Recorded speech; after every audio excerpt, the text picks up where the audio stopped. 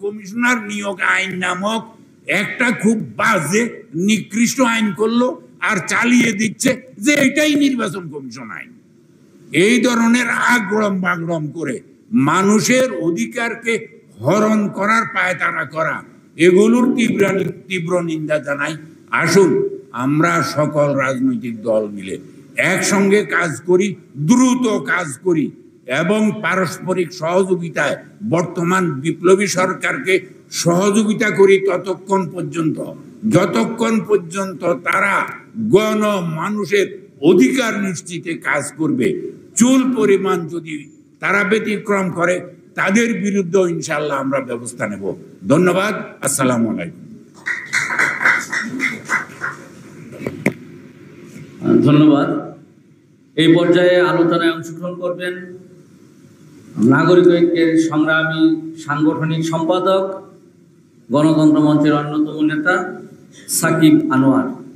এখন আমি আলোচনায় অংশগ্রহণ করার জন্য আহ্বান করছি সাকিব আনোয়ারকে।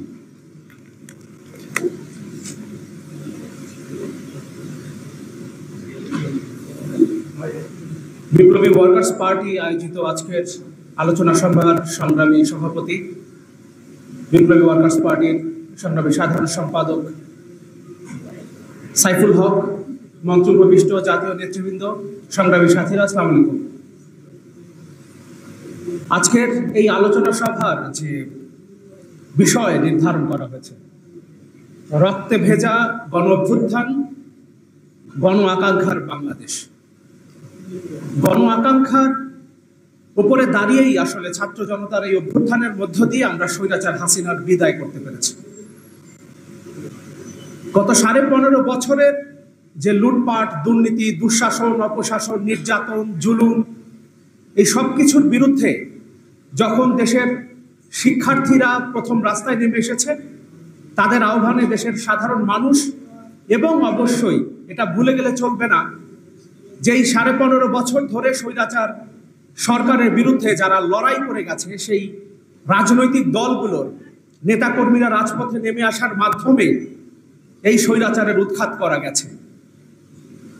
নতুন বাংলাদেশেও আমরা নানান ধরনের বয়ান, কাউকে ছোট করা, কারো অবদানকে অস্বীকার করা, এ ধরনের নানান সংস্কৃতির একটা চর্চা শুরু হতে আমরা দেখছি।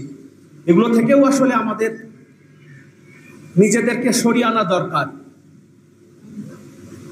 আন্দোলনটা যখন একটা জায়গায় গিয়ে পৌঁছলো, তখন আমরা দেখলাম কোন কোন পক্ষ এই আন্দোলনের একক কৃতিত্ব দাবি করতে শুরু করলো। কিন্তু এই যে বিপ্লবী ওয়ার্কার্স পার্টির 2 জন নেতা শহীদ হয়েছেন এই আন্দোলনে, তারা নিশ্চয়ই কোনো মাস্টার মাইন্ড, কোনো পরিকল্পনার অংশ হিসেবে বা কোনো একটা বিশেষ গোষ্ঠী বা কোনো একটা পক্ষের হয়ে এই আন্দোলনে অংশ নেন নাই। সুতরাং রাজনৈতিক দলগুলোর যে অবদান এই আন্দোলনে স্বৈরাচার হাসিনার পতনে, সেটা আমাদের কোনোভাবেই অস্বীকার করলে চলবে না। পাশাপাশি রাজনৈতিক দলগুলোকেও যে আকাঙ্ক্ষার উপরে, যে প্রত্যাশার উপরে ভিত্তি করে জনগণ রাস্তায় নেমে এসেছিল এবং জীবন দেওয়ার জন্য প্রস্তুত হয়েছিল, জীবন দেওয়ার জন্যই সে রাস্তায় নেমে এসেছে। একজন পাশে মারা গেছে, আর একজনের জায়গায় 10 জন নেমে এসছে। আন্দোলনের সময় বা তার পরবর্তী সময়ে আমরা বিভিন্ন ভিডিও ফুটেজ দেখেছি। সরকারের জন্য এটাই সবচেয়ে বড় চাপ ছিল যে এবার গুলি করে মানুষ মেরে ফেললে মানুষ কমানো যায় না, মানুষ আরো বাড়ে। তো যে সাহস, যে প্রত্যয় মানুষের মধ্যে এসেছিল, যে আকাঙ্ক্ষা মানুষের মধ্যে এসেছিল, সেটা একটা নতুন বাংলাদেশের স্বপ্ন।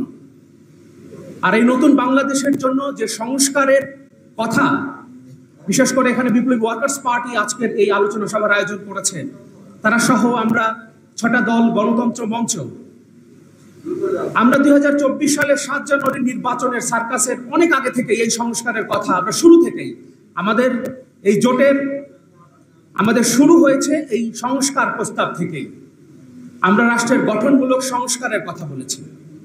কিন্তু বিষয় হচ্ছে, আমরা কি শুধু এটা মনে করি যে গণতন্ত্র মঞ্চই এই সংস্কারগুলো করতে পারবে, অন্য কেউ করতে পারবে না, বা অন্য কারো হাতে হতে পারবে না? আমরা সেটা মনে করি না। আমরা চাই যেটা নতুন একটা বাংলাদেশ, জনগণের প্রত্যাশার বাংলাদেশ, জন আকাঙ্ক্ষার বাংলাদেশ। এবং সেই বাংলাদেশ নির্মাণের জন্য যে সংস্কারগুলো প্রয়োজন, সেটা এখন যারা এই অভ্যুত্থানের উপরে দাঁড়িয়ে ক্ষমতায় আছেন, যারা রাষ্ট্রযন্ত্র পরিচালনা করছেন, তাদের যতটুকু দায়িত্ব আছে, রাজনৈতিক দল তাদের যতটুকু দায়িত্ব আছে, ভবিষ্যতে যারা এই রাষ্ট্র পরিচালনার দায়িত্বে আসবেন তাদেরও ঠিক ততটুকুই দায়িত্ব আছে। এ কারণে আমাদের সবার আসলে এখন দরকার সহনশীল একটা পরিবেশ তৈরি করা। কারোর উপরে কোনো কিছু চাপিয়ে দেওয়া যেমন ঠিক নয়, তেমনি এই বিপ্লব নিজেদের বলে দাবি করাও আসলে কোনো পক্ষে ঠিক নয়। সবাইকে মিলেই আসলে এই দেশটাকে নতুন করে গড়ে তুলতে হবে। আর এই কারণে সংস্কারের জন্য সূচনা আমরা চাই এই অন্তর্বর্তীকালীন সরকারের হাতেই হবে। কিন্তু বিষয়টা এমন না যে সংস্কার তারা সব সংস্কার করে ফেলবে, তারপর আমরা নতুন একটা পদ্ধতির দিকে যাব, গণতান্ত্রিক যে ব্যবস্থা, জনগণের নির্বাচিত সরকারের হাতে ক্ষমতা হস্তান্তর, সেদিকে যাব। বিষয়টা তেমন না, কারণ সংস্কার একটা চলমান প্রক্রিয়া। রাষ্ট্র যতদিন আছে ততদিন সংস্কার চলবে, কিন্তু তাদেরকে নির্ধারণ করতে হবে কতটুকু পর্যন্ত এই সরকার যেতে চায়, ততটুকু পর্যন্ত আমরা তাদেরকে সহযোগিতা করব। এবং সেই সময় পর্যন্ত কোনো পক্ষেরই উচিত না তাদের উপরে কোনো ধরনের চাপ প্রয়োগ করে নতুন বাংলাদেশের, এই জন আকাঙ্ক্ষার বাংলাদেশের যে পথ আমরা চলতে শুরু করেছি সেটাকে কোনোভাবে বাধাগ্রস্ত করা। নেতৃবৃন্দ আছেন, তারা কথা বলবেন, এ কারণে আমি আর কথা দীর্ঘায়িত করছি না। ভালো থাকবেন। নতুন বাংলাদেশের স্বপ্নে আমরা সবাই মিলে একসাথে কাজ করব, সেই প্রত্যাশায়। খোদা হাফেজ। ধন্যবাদ সাকিব আনোয়ারকে। বন্ধুগণ, আন্দোলন চলাকালীন সময় আমরা একটি ভিডিও ফুটেজ ভাইরাল দেখেছি। এই ফ্যাসিবাদের দূষর, এই গুলি খুনের নির্দেশদাতা সাবেক স্বরাষ্ট্রমন্ত্রী আসাদুজ্জামান খান কামালকে ইকবাল নামে এক পুলিশ অফিসার দেখাচ্ছেন ভিডিও ফুটেজ। স্যার, গুলি করি একটাই মরে, একটাই যায়, বাকিটি যায় না। এটাই আতঙ্কের, এটাই ভয়ের। সেই একজন করে গুলি করে হত্যা করে এই গণ আন্দোলন, গণ অভ্যুত্থান ব্যর্থ করতে পারেনি। আমরা দেখেছি ছাত্র ফেডারেশনের শাকিলকেও সেই একজন হয়ে বুকে গুলি পেতে নিতে। সকল শহীদদের আমরা শ্রদ্ধা জানাই। বন্ধুগণ, এখন এই আলোচনা সভায় আলোচনা করবেন বিশিষ্ট সাংবাদিক, লেখক সৌরভ হাসান। আমি জনাব সৌরভ হাসানকে আলোচনা করার জন্য অনুরোধ করছি।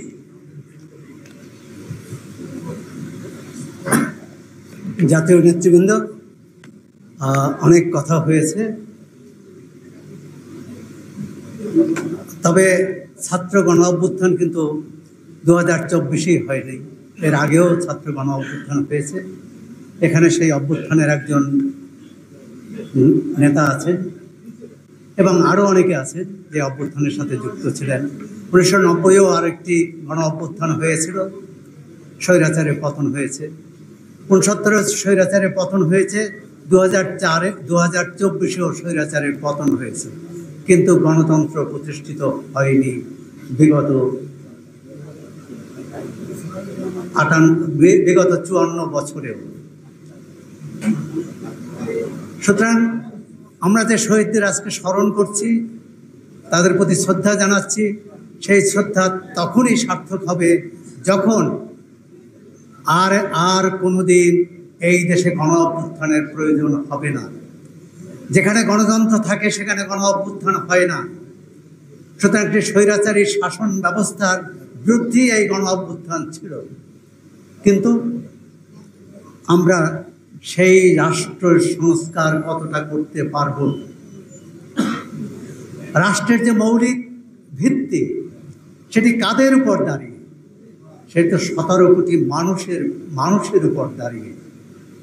কিন্তু যেসব সংস্কারের কথা আমরা শুনছি, বলছি, সেই সব সংস্কারের বাংলাদেশের বৃহত্তর জনগণের স্বার্থের কথা নেই, তাদের মুক্তির কথা নেই।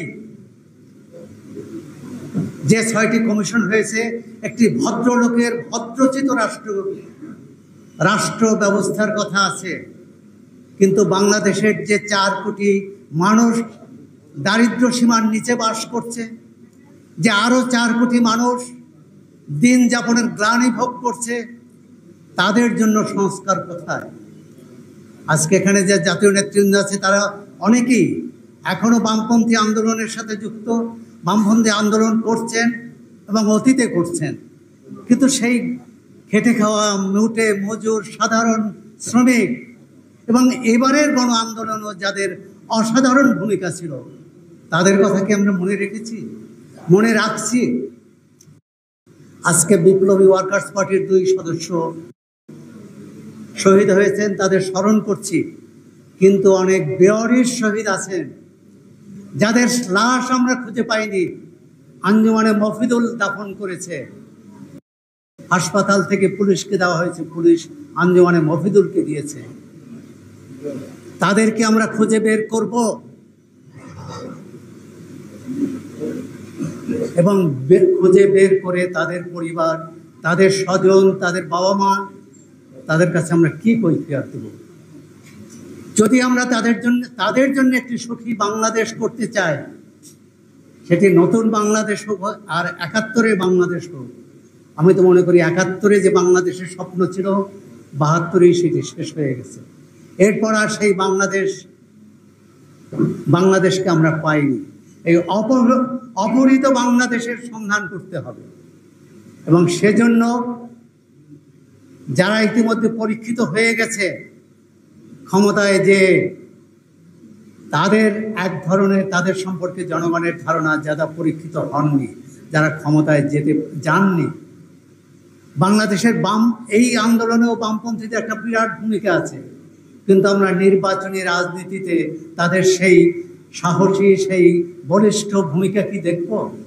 কারণ আমাদের রাষ্ট্র ব্যবস্থা এমনই, আমাদের ভোট ব্যবস্থা এমনই যে তারা প্রান্তিকেই থেকে যাবে, তাদের কণ্ঠ সংসদে যাবে না, তাদের কণ্ঠ উচ্চারিত হবে না, তাদের কণ্ঠ জোরালো হবে না।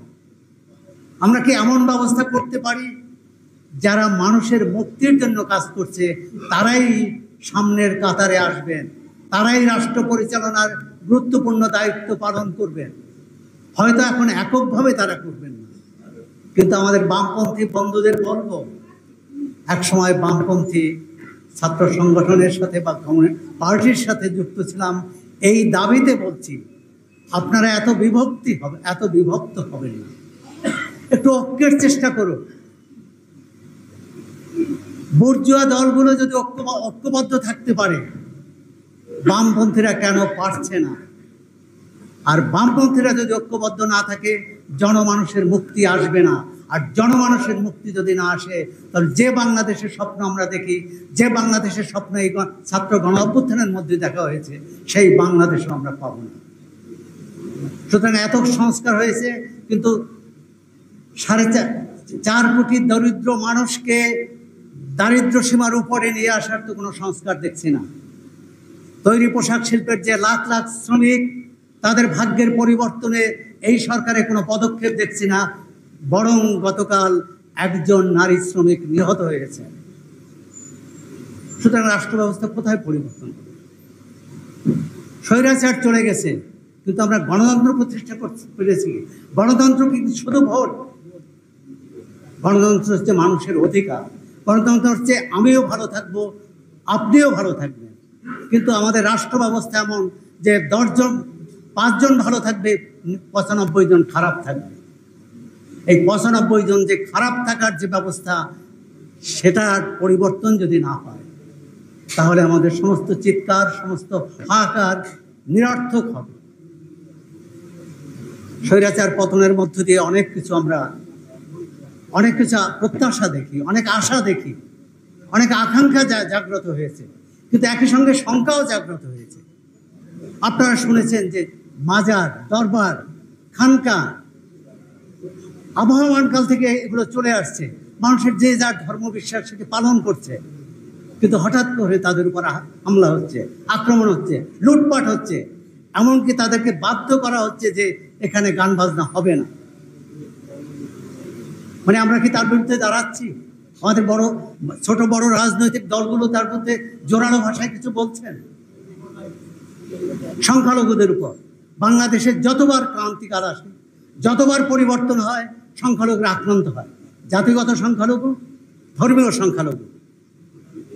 তাহলে আমাদের গণতান্ত্রিক অধিকার, আমরা যে স্বৈরাচারের পতন ঘটালাম, স্বৈরাচারের পতনের ফল কি? এক দল জেলে যাবে, আর এক দল ক্ষমতার দৃশ্যপটে আসবে। এই পালাবদল তো রাষ্ট্রীয় পরিবর্তন আসবে না, রাষ্ট্রের সংস্কার হবে না। গণমাধ্যমের দায়িত্ব আছে। আমরা মনে করি যে যে অপরাধ করেছে তার বিরুদ্ধে সেই অপরাধের তথ্য প্রমাণ সহ মামলা হবে। কিন্তু আপনি সাংবাদিক হন, আপনি বুদ্ধিজীবী হন, আপনি লেখক হন, সবার বিরুদ্ধে হত্যা মামলা। এটিকে এই মামলা প্রমাণ করা যাবে? যাবে না, কিন্তু হয়রানি করা হবে। একইভাবে তো রিমান্ড পদ্ধতি চলছে। স্বৈরাচার আমলে যে রিমান্ড ছিল, সেই রিমান্ডেই এখন যাচ্ছে। সুতরাং ব্যবস্থার পরিবর্তন খুবই কঠিন। আপনারা 5 আগস্টের পর এক আন্দোলনের এক ধরন ছিল, সংগ্রামের এক ধরন ছিল। আমি মনে করি 5 আগস্টের পর সংগ্রামের নতুন ধরন তৈরি হয়েছে, নতুন পদ্ধতি, নতুন প্রয়োজনীয়তা, নতুন দাবি উত্থাপিত হয়েছে। গণতন্ত্র মানে হচ্ছে প্রতিটি মানুষের তার নাগরিক অধিকার, মৌলিক অধিকার, তার কথা বলার অধিকার থাকতে হবে। আজকে যদি পরিবর্তনের সুযোগে এক পক্ষের কথা আপনি বন্ধ করে দেন, রুদ্ধ করে দেন, তাহলে তো গণতন্ত্র হবে না, তাহলে তো সমান অধিকার হবে না। আর মানুষের মৌলিক যে দাবি, মানুষের অন্ন বস্ত্র খাদ্য বাসস্থান, অন্ন বস্ত্র বাসস্থান, শিক্ষা, স্বাস্থ্যসেবা, তার কি পরিবর্তন হয়েছে?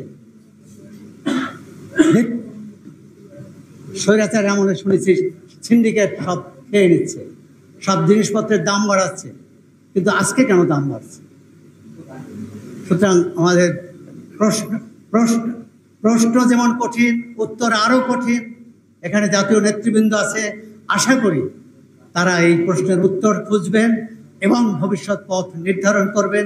আবারও বলি, যারা গণমানুষের মুক্তি চান, তারা গণমানুষের হয়ে ঐক্যবদ্ধভাবে কাজ করুন। ক্ষমতায় যাওয়া বা ক্ষমতায় যাওয়াটাই বড় নয়, কিন্তু ক্ষমতাকে প্রশ্ন করা, ক্ষমতাকে জবাবদিহি আদায় করা ক্ষমতার কাছ থেকে, এবং জবাবদিহি আদায় করতে পারিনি বলেই আমরা এই গত 15 বছর ধরে বলি, 10 বছর ধরে বলি, এমনকি 53 বছর ধরে তো আমরা গণতান্ত্রিক শাসন প্রতিষ্ঠা করতে পারিনি। সামরিক, বেসামরিক, ছদ্মসামরিক সব কিছু আসছে। আমরা 2007-8 সালে তো সংস্কারের কথা শুনছি, রাষ্ট্র সংস্কার হবে। তারপর দেখলাম যে আওয়ামী লীগের হাতে ক্ষমতা ছেড়ে দিয়ে কুশীলবদের পিছনে চলে গেল। আশা করি ভবিষ্যতে তার পুনরাবৃত্তি ঘটবে না, সত্যিকারভাবে পরিবর্তন হবে। এই যে আবু সাঈদ সহ যারা শহীদ হয়েছেন এই আন্দোলনে, গণ অভ্যুত্থানে, তাদের রক্তের ঋণ আমরা শোধ করব, আপনারা শোধ করবেন, এবং তাদেরকে ভুলে যাবেন না, তাদের আত্মত্যাগের কথা। আপনাদের ধন্যবাদ, শুভেচ্ছা, ভালো থাকবেন।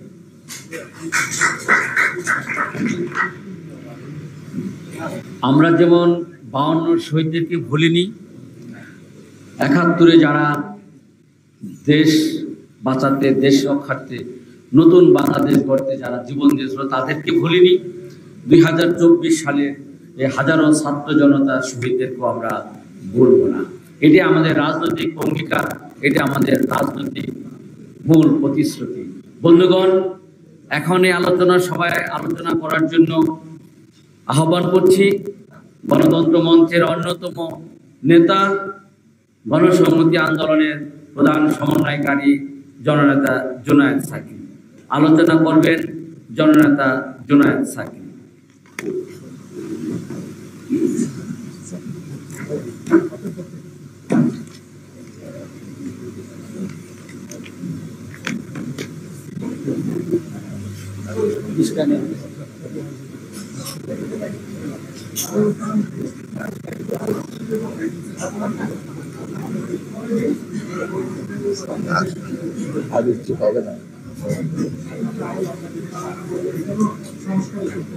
হ্যাঁ, এখানে সংস্কার লাগবে, বিভিন্ন জায়গায় সংস্কার লাগবে।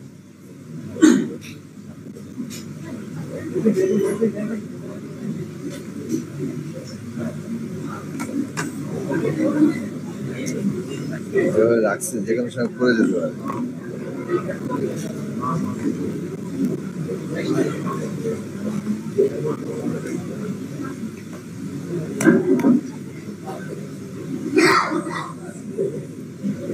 বাংলাদেশের বিপ্লবী ওয়ার্কার্স পার্টির আয়োজনে আজকে এই আলোচনা সভা, রক্তে ভেজা গণ অভ্যুত্থান, গণ আকাঙ্ক্ষার বাংলাদেশ। উপস্থিত জাতীয় নেতৃবৃন্দ এবং বিপ্লবী ওয়ার্কার্স পার্টির এই আলোচনায় উপস্থিত যারা শ্রোতৃবৃন্দ এবং গণমাধ্যমের এবং সোশ্যাল মিডিয়ার বন্ধুগণ, আপনাদের সবাইকে আমার পক্ষ থেকে, আমাদের দল গণসংহতি আন্দোলনের পক্ষ থেকে সালাম এবং শুভেচ্ছা জানাচ্ছি। ইতিমধ্যে অনেক নেতৃবৃন্দ গুরুত্বপূর্ণ বক্তব্য রেখেছেন। আমার পরে আমাদের দেশে সিনিয়র নেতৃবৃন্দ আছেন, বিএনপির স্থায়ী কমিটির সদস্য জনাব নজরুল ইসলাম খান, জনাব সাইফুল হক এবং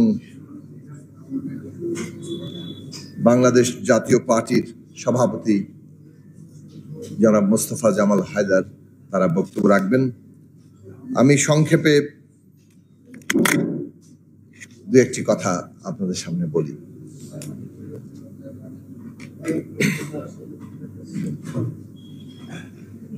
বিপ্লবী ওয়ার্কার্স পার্টির যে দুইজন কর্মী সদস্য তারা শহীদ হয়েছেন, শহীদ আব্দুল লতিফ এবং শহীদ বদিউজ্জামান, তারা আমাদেরই সহযোদ্ধা ছিলেন। আমরা গণতন্ত্র মঞ্চের যে লড়াই সংগ্রাম ঐক্যবদ্ধভাবে একসাথে করি, তার মধ্যেই তারা ছিলেন। যেমনটা ছিলেন জুলফিকার শাকিল, আবু সাইদ থেকে মুগ্ধ, ফায়াজ, জুলফিকার শাকিল, মুগ্ধ কিংবা অসংখ্য নাম, হাজারো প্রাণ তাদের আত্মাহুতি দিয়েছেন। ছাত্র, শ্রমিক, জনতা, এই আত্মত্যাগের মধ্য দিয়ে আমরা যে অভ্যুত্থান সফল করেছি, সেটা প্রথম পর্ব। একটা ফ্যাসিস্ট সরকার বিদায় নিয়েছে, কিন্তু যে আলোচনাটা এখানে হয়েছে যে এরকম আত্মত্যাগ বাংলাদেশের ইতিহাসে এটাই প্রথম নয়। 1971 সালে যে আত্মত্যাগের উপর দিয়ে একটা রাষ্ট্রপতন করা হয়েছিল, তারপরেও কি আমরা আমাদের আকাঙ্ক্ষা, এই গণ আকাঙ্ক্ষা বাস্তবায়ন করতে পেরেছি? এই প্রশ্নটা বারে বারে থাকে। একটা রাষ্ট্রপতন হলো, নতুন রাষ্ট্র বাংলাদেশ এত রক্তের উপর দাঁড়ালো। রাষ্ট্র 10ই এপ্রিল যুদ্ধের ঘোষণার মধ্যে পরিষ্কার করলো এই রাষ্ট্র কি হবে, তার নাগরিকদের জন্য সাম্য, মানবিক মর্যাদা, সামাজিক ন্যায় বিচার প্রতিষ্ঠা। সেই রকম একটা ঘোষণা দিয়ে একটা রাষ্ট্র, পাকিস্তানের রাষ্ট্র যারা গণহত্যা করে তার বিরুদ্ধে লড়াই করেছে, কিন্তু একটা ছোট আকারের পাকিস্তান বানিয়েছে। যদি রাষ্ট্র ক্ষমতার চরিত্রের দিক থেকে দেখেন, তাহলে ওই একই চরিত্রটা বহাল রাখা হয়েছে। একটা সংবিধান করা হয়েছে যেখানে সমস্ত ক্ষমতা একজন ব্যক্তির হাতে নিয়ে আসা হয়েছে। যিনি বাংলাদেশের প্রধানমন্ত্রী হন না কেন, তাকে ন্যূনতম কোনোভাবে জবাবদিহিতা করতে হয় না। কেউ তাকে জবাবদিহিতার আওতায় আনতে পারবে না। এই যে এখন পর্যন্ত যে সংবিধানটা আছে, সে অনুযায়ী প্রধান উপদেষ্টাও কিন্তু কোনো জবাবদিহিতার আওতায় নেই। সংবিধান অনুসারে তিনি হয়তো এই গণ অভ্যুত্থানের সরকার বলে তিনি বলছেন যে তারা জবাবদিহিতা করবেন, আপনারা মন খুলে সমালোচনা করেন। এই সরকার হয়তো জনগণের কাছে জবাবদিহিতা করবে, সেটা এই সরকারের আলাদা চরিত্র হতে পারে। কিন্তু সাংবিধানিক ভাবে যদি দেখেন, এই সংবিধানের প্রধানমন্ত্রী যিনি আছেন, মূল ক্ষমতা যার হাতে, তার অধীনে সমস্ত কিছু। আমরা বহু বক্তৃতায় বহুজনে বলেছি, উপরে আল্লাহ, নিচে বাংলাদেশের প্রধানমন্ত্রী। মানে এমন ভাবে সাংবিধানিক ভাবে যে ক্ষমতা দেওয়া হয়েছে, পৃথিবীর ইতিহাসে সবচেয়ে ক্ষমতাধর সাংবিধানিক সরকার প্রধান হচ্ছে বাংলাদেশের সরকার প্রধান।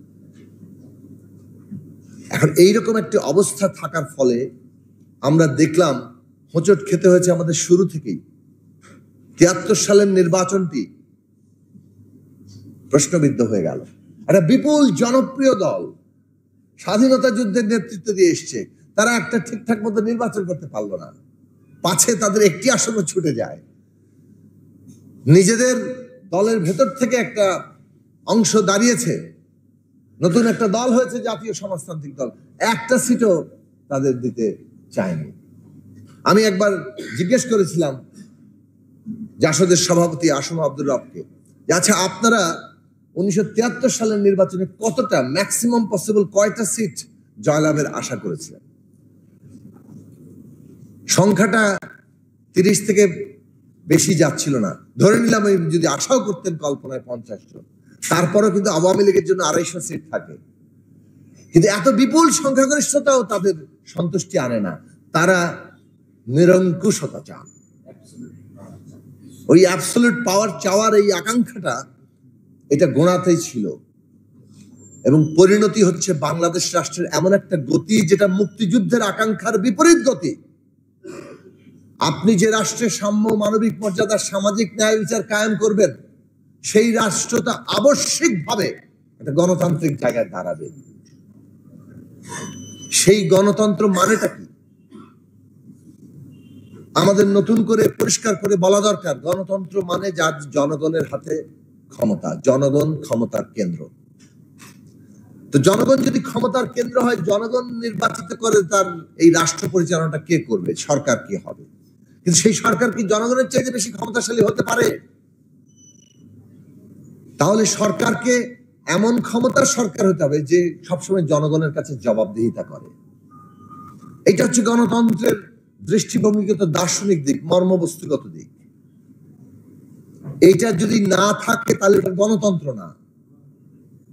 এবং ঠিক এইটা থাকার জন্যই তাহলে গণতন্ত্রের যে কাঠামোগত দিক, সেই দিকটাকে ওইভাবে সাজাতে হবে। পদ্ধতিগতভাবে কাঠামোর মধ্যে যিনি সংখ্যাগরিষ্ঠ হবেন তিনি বিজয়ী, অথবা তিনি রাষ্ট্র পরিচালনা করবেন, সরকার হবেন, এটা পদ্ধতিগতভাবে ঠিক করা হয়েছে। কিন্তু এই পদ্ধতির একটা বড় সমস্যা হচ্ছে যে যিনি সংখ্যাগরিষ্ঠ হচ্ছেন তিনি কিন্তু যে কোনো সময় স্বেচ্ছাচারী হয়ে উঠতে পারেন। সংখ্যাগরিষ্ঠতা বাদ বলে মেজরিটেরিয়ানিজম এটা একটা থাকে। তাহলে সংখ্যাগরিষ্ঠতার জায়গাতে আপনি যখন যাচ্ছেন পদ্ধতিগতভাবে, তখন এটা এই মেজরিটেরিয়ানিজম দিয়ে একটা স্বেচ্ছাচারিতার রূপ নিতে পারে। তাহলে এই স্বেচ্ছাচারিতা বন্ধ করা হবে কিভাবে? এইটা হচ্ছে গুরুত্বপূর্ণ প্রশ্ন গণতন্ত্রের। আপনি যাকে বলছেন যে জনগণের কাছে জবাবদিহিতা করবে, তার মানে হচ্ছে যে পদ্ধতিগতভাবে যে স্বেচ্ছাচারিতার সম্ভাবনা থাকে সেটা বন্ধ করা গণতন্ত্রের গুরুত্বপূর্ণ জায়গা। নানা দেশে নানা রকম চর্চা চলছে, সব জায়গায় যে খুব বড় আকারে এই পদ্ধতিগতভাবে স্বেচ্ছাচারিতা বন্ধ করা গেছে তা নয়, তবে যতটুকু অর্জন আছে বাংলাদেশে তার ধারে কাছেও যাওয়া হয়নি। গণতান্ত্রিক ব্যবস্থার পদ্ধতির মধ্যে সংখ্যাগরিষ্ঠ যিনি হন, সরকার গঠন করেন, যারা অন্য সংখ্যালঘিষ্ঠ কিংবা বিরোধীতে থাকেন তাদের কি অধিকার এবং মর্যাদা, এইটা হচ্ছে তার গুরুত্বপূর্ণ প্রশ্ন। বাংলাদেশ শুরু থেকে দেখে আসছে বিরোধী দল হওয়া মানে হয় আপনি জেলে থাকবেন, না হয় আপনি গুম হয়ে যাবেন, না হয় ক্রস ফায়ার হবেন, না হয় আপনার বিরুদ্ধে মামলা দেবে এবং আপনি আদালতের বারান্দায় ঘুরতে থাকবেন। আপনার ব্যবসা বাণিজ্য, আপনার সমস্ত সামাজিক জায়গা সংকুচিত হতে থাকবে। এবং গত 15 বছরে এটা কি রূপ লাভ করেছে যে একটা চাকরি যে কে পাবে তার ঠিকুজি বের করা হচ্ছে বাপ দাদা 14 গোষ্ঠীর মধ্যে কিংবা মায়ের গোষ্ঠীর মধ্যে কোথায় আসলে বিরোধী দল পাওয়া যায়। এই জায়গাগুলো বাংলাদেশে এটা তার উত্তুঙ্গ পরিস্থিতিটা তৈরি করেছে। তো পদ্ধতিগতভাবে এখানে আমাদের ওই জায়গাটা তৈরি করার কথা ছিল যেখানে বিরোধী দল কিংবা যারা সংখ্যালঘিষ্ঠ যে কোনো অর্থেই, রাজনৈতিক অর্থে কেবল নয়, কোনো পরিচয়ের অর্থে হোক, মতাদর্শের অর্থে হোক, জীবন চর্চার অর্থে হোক, এগুলো খুবই গুরুত্বপূর্ণ প্রশ্ন। অনেকে ফ্যাসিবাদের বিরুদ্ধে লড়াই করেছেন কিন্তু নিজেরা ফ্যাসিবাদী আদর্শ মনে মনে লালন করেন। আমরা দেখতে পাচ্ছি বাংলাদেশে যারা সংখ্যায় কম, মতাদর্শের দিক থেকে, জীবন চর্চার দিক থেকে, ধর্মীয় পরিচয় কিংবা অন্য যে কোনো পরিচয়ের দিক থেকে কিংবা রাজনৈতিক বিশ্বাসের দিক থেকে তাদের উপরে চেপে বসার একটা তৎপরতা চলছে। তো গণতন্ত্রের এই যে জায়গা, যে গণতন্ত্রে সংখ্যালঘিষ্ঠ যারা, ক্ষমতার বাইরে যারা, তাদের অধিকার কি, মর্যাদা কি, তারা মাথা উঁচু করে দাঁড়াতে পারছে কিনা, সেইটাই পদ্ধতিগতভাবে তার ব্যবস্থার আয়োজন হওয়ার কথা। এর মানে হচ্ছে এমন একটা ক্ষমতার ভারসাম্য থাকবে যাতে মানুষ সরকার স্বেচ্ছাচারী হতে চাইলেও সে তার আশ্রয় পায়। এই কারণে সরকারের সাথে বিচার বিভাগের, আইন বিভাগের পার্থক্য থাকে। সংসদ, সরকার এবং বিচার বিভাগের মধ্যে ক্ষমতার ভারসাম্য নাই, এই যে আপনার অধিকারের জায়গা, মর্যাদার জায়গা, সেটার নিশ্চয়তা। এই ক্ষমতার ভারসাম্যই জবাবদিহিতা আনে। এই পদ্ধতিগত আয়োজন না থাকলে কোনো গণতান্ত্রিক ব্যবস্থা থাকবে না, ওইটা স্বেচ্ছাচারীতন্ত্রে পরিণত হবে। আর একটা গণতান্ত্রিক ব্যবস্থা আইনি দিক থেকেও যদি এইভাবে আপনি দাঁড়ও করান, কিন্তু যদি এরকম অবস্থা থাকে যে সমাজে কতিপয় লোক ব্যাপক ধন সম্পদের মালিক হবে এবং বৈষম্য এমন ভাবে যাবে যে বৈষম্যের কোনো লাগাম ধরা যায় না, তখন ওই বড় লোকেরা আরো বড় লোক হইতে চাইবে এবং তারা পুরো রাষ্ট্র শক্তিটা দখল করবে। ক্ষমতার প্রতি অলি গলি, ফাঁক ফোকর সবটা দখল করে তারা রাষ্ট্র ক্ষমতাটা ব্যবহার করে ধন সম্পদ আহরণের দিকে যাবে। এইভাবে ধনতান্ত্রিক ব্যবস্থার মধ্যে গণতন্ত্র থাকার পরও ওই গণতন্ত্র ধনতান্ত্রিক কতিপয়ের হাতিয়ারে পরিণত হয় এবং সেটা একটা ক্রনি ক্যাপিটালিজম, মানে ক্ষমতা ব্যবহার করে দখলদারিত্বের জায়গায় যায়। কাজেই আর্থসামাজিক ব্যবস্থা, উৎপাদন এবং বন্টন, সেইখানে যদি ন্যূনতম ন্যায্যতা না থাকে কোনো গণতান্ত্রিক ব্যবস্থাও জায়গা দাঁড়াবে না। এখন বাংলাদেশের মানুষের আকাঙ্ক্ষা এইটা, ছাত্র জনতা তাদের রক্তের উপর দাঁড়িয়ে এই আকাঙ্ক্ষা পোষণ করছে যে বাংলাদেশে ওই রকম একটি গণতন্ত্র হবে।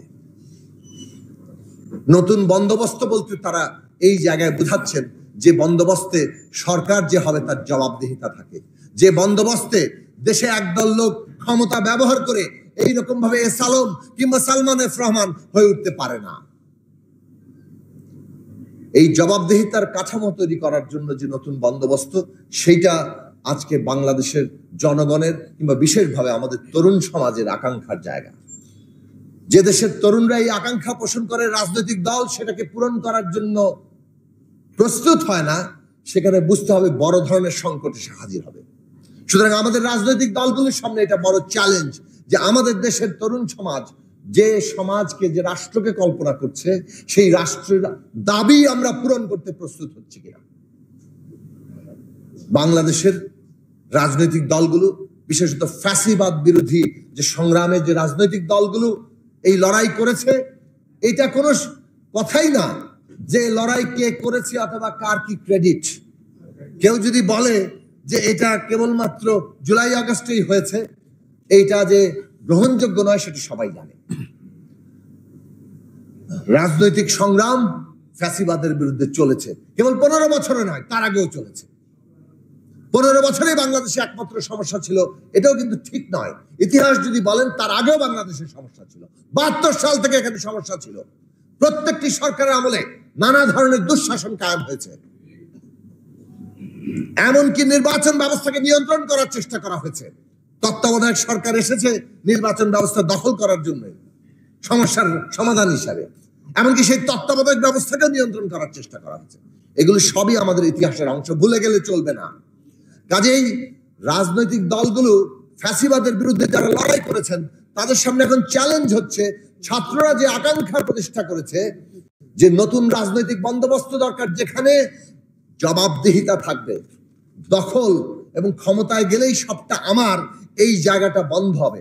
আমাদের রাজনৈতিক দলগুলোর আজকে এই চ্যালেঞ্জ মোকাবেলা করতে হবে।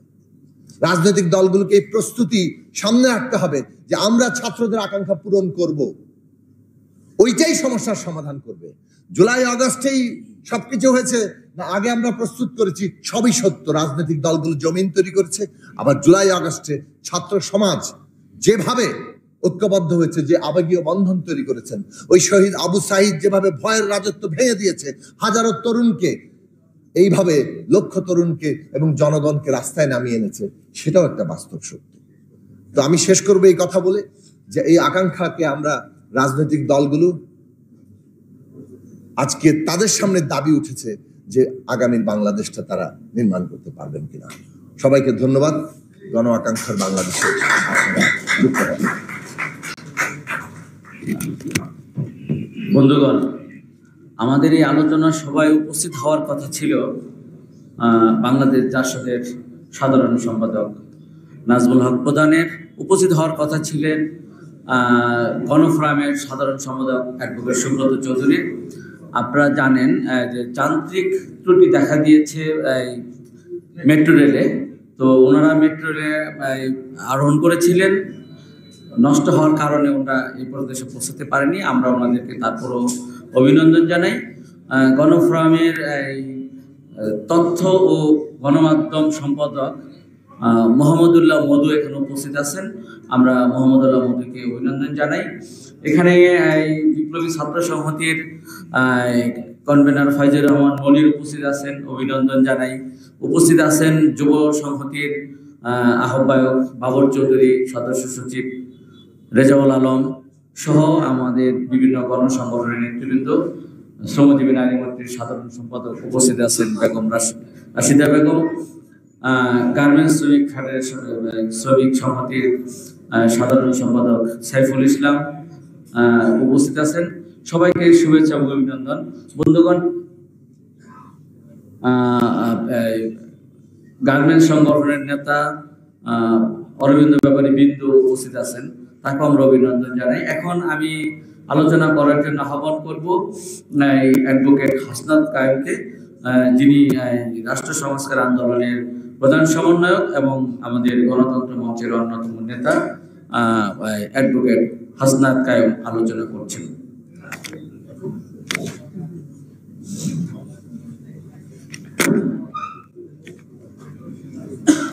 আজকের এই আলোচনা সভার সহযোদ্ধা সংগ্রামী সভাপতি, উপস্থিত জাতীয় নেতৃবৃন্দ, আপনারা যারা শুনছেন, আপনাদের সবাইকে আমার জায়গা থেকে এবং আমাদের সংগঠনের পক্ষ থেকে সংগ্রামী অভিবাদন। আমি প্রথমে আবু সাঈদ এবং আবু সাঈদের সাথে যারা আসলে শহীদ হয়েছিলেন, তার মধ্যে আজকে বিশেষ করে যাদেরকে স্মরণ করা হচ্ছে, বিপ্লবী ওয়ার্কার্স পার্টির 2 শহীদ বদিউজ্জামান এবং আব্দুল লতিফ সহ আরও যারা শহীদ হয়েছেন তাদের স্মৃতির প্রতি শ্রদ্ধা জানাচ্ছি, এবং যারা আহত হয়ে এখনো পর্যন্ত চিকিৎসাধীন আছেন, কঠিন জীবনযাপন করছেন, তাদের প্রতি সমবেদনা জানাচ্ছি।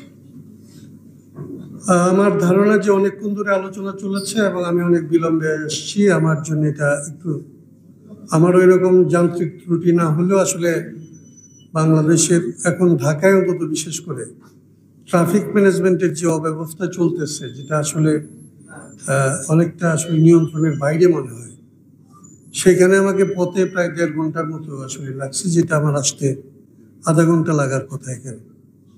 তো সেটার জন্য আমি ক্ষমা প্রার্থী, এবং পরিস্থিতিটা আপনারা জানেন। আমি সংক্ষেপে 2-3টা কথা কেবলমাত্র এখানে আলাপ করব।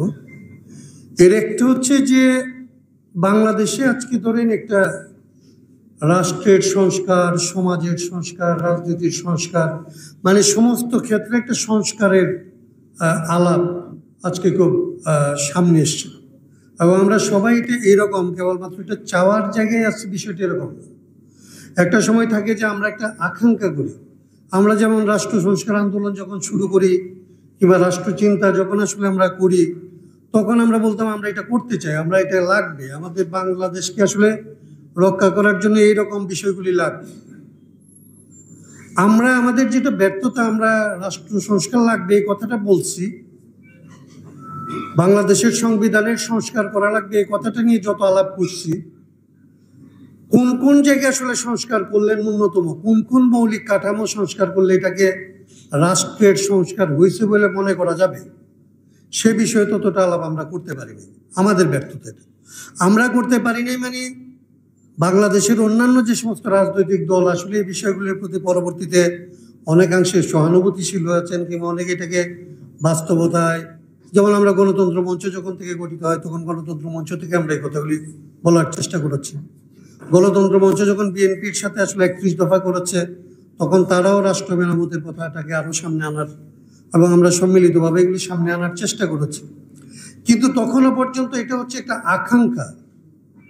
আর আজকে যখন আলাপ হচ্ছে, আজকে যখন আসলে এই পরিস্থিতির মধ্যে আমরা দাঁড়াইছি, তখন হচ্ছে এটা আসলে বাস্তবায়নের পর্যায়ে চলে গেছে। আকাঙ্ক্ষা নিয়ে আর কোনো ধরনের কোনো সন্দেহ নাই। রাষ্ট্রের সংস্কার করা লাগবে, সমাজের রাজনীতির সংস্কার করা লাগবে, এটা নিয়ে আর কোনো ধরনের তর্ক নাই। তর্কটা যেখানে হওয়ার কথা সেইটাতে আসলে আমরা খুব বেশি প্রস্তুত না।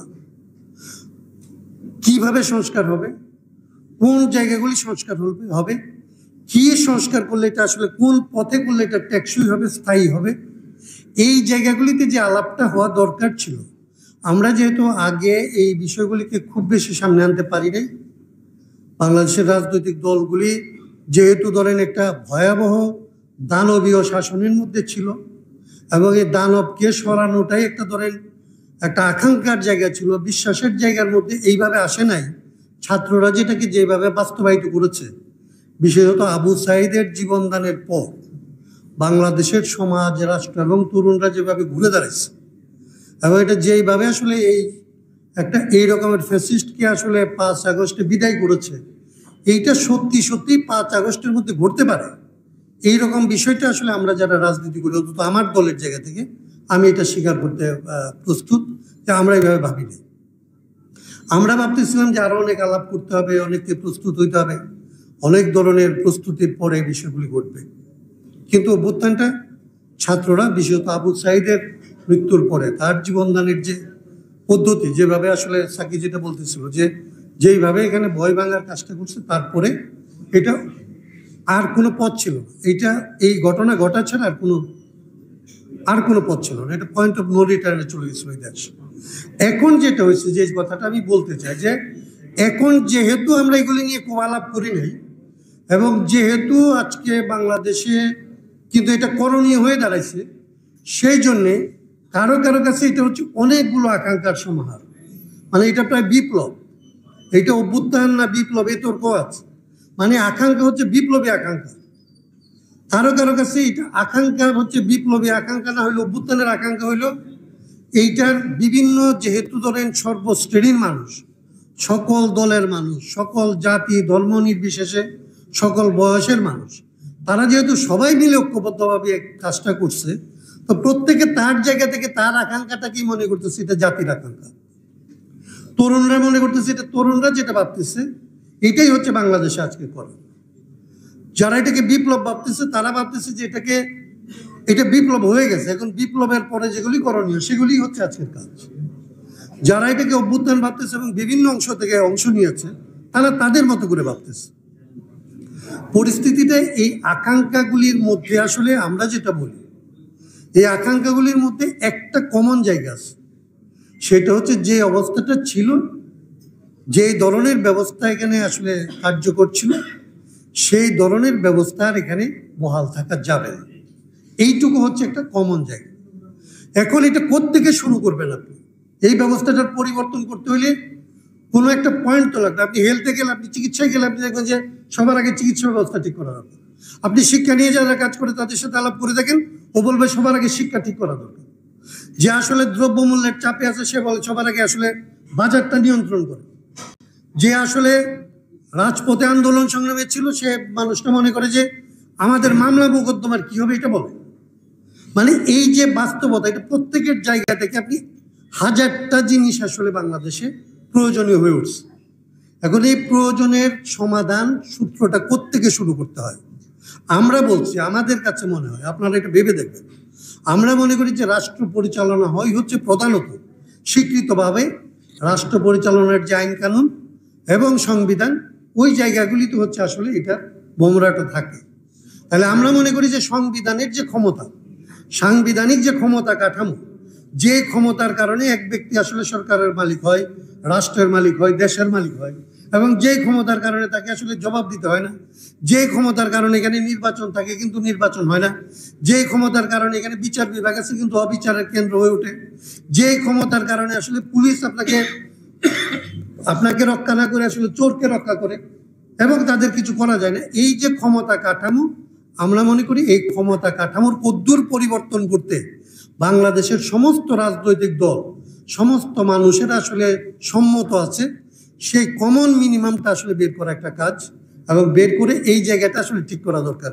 এবং এটা ঠিক করা দরকার হচ্ছে সবার আগে এইটা যারা আসলে নির্বাচনকে গণতন্ত্র মনে করে, কিংবা নির্বাচনের ভেতর দিয়ে সমস্যার সমাধান হবে মনে, তারা মনে করে আগে নির্বাচনের ব্যবস্থাটা করেন, আমরা নির্বাচিত হয়ে এই জিনিসগুলো ঠিক করবো। যারা এর আগে নির্বাচনের অভিজ্ঞতায়, যে সাকি বলতেছিল যে বাংলাদেশে 72 সাল থেকে নির্বাচিত অনির্বাচিত দুই ধরনের সরকারই ছিল, সেই সরকারগুলি যখন আসলে ক্ষমতায় থাকছে তখন আমরা দেখছি যে একই রকমের দুর্ভোগ আমাদেরকে পোহাইতে হয়েছে। তার মানে নির্বাচিত হইলেই গণতান্ত্রিক, অনির্বাচিত হইলেও গণতান্ত্রিক, এই ফর্মুলাটা সহজভাবে বাংলাদেশে খাটে না। তার মানে হচ্ছে যে এখন আন্দোলনের মধ্যে দিয়ে যে সরকারটা ক্ষমতায় আসছে, তাদের উপরে আসলে তরুণদের যে আকাঙ্ক্ষা, সমাজের যে আকাঙ্ক্ষা, সে আকাঙ্ক্ষার মধ্যে যত ন্যূনতম যেটা আসলে নিয়ে কারো কোনো আপত্তি নাই, যারা আমরা মনে করি আমরা ক্ষমতায় গেলে এই পরিবর্তন করব, যারা মনে করি আমরা ক্ষমতায় গেলে এই পরিবর্তন করব, তারা ক্ষমতায় যাওয়ার পরে যে পরিবর্তনটা করতে চান, এই পরিবর্তনের একটা লিস্ট আমরা বানাইতে পারি। এবং এইটুকু পরিবর্তন করার জন্যে আমরা একটা কমন মিনিমাম জায়গা ঠিক করতে পারি, এবং এখন যারা দায়িত্বে আছে তাদেরকে বলতে পারি কোনো ধরনের সময় ক্ষেপণ না করে এই পরিবর্তনটুকু অন্তত বাংলাদেশে করার উদ্যোগ নেন, যেটা নিয়ে কারোর মধ্যে কোনো ভিন্নমত থাকবে না। অনেক আশা থাকতে পারে, কিন্তু মিনিমাম যেটা আছে সেইটার পরিবর্তনের জন্য যদি এই সরকার উদ্যোগ নেয়, এবং মানুষ যদি সবাই দেখতে পায় যে তারা আসলে এই উদ্যোগটা নিচ্ছে এবং তারা আন্তরিক, তারা দক্ষতার সাথে এই কাজটা করবে, তাইলে আমরা যেখান থেকে যা কিছু দাবি করতেছি, আমাদের দাবি কিন্তু আমরা বিকাশ করব। আমরা কিন্তু ভাববো যে ঠিক আছে, আমার দাবিটা পরবর্তীতে পূরণ হবে।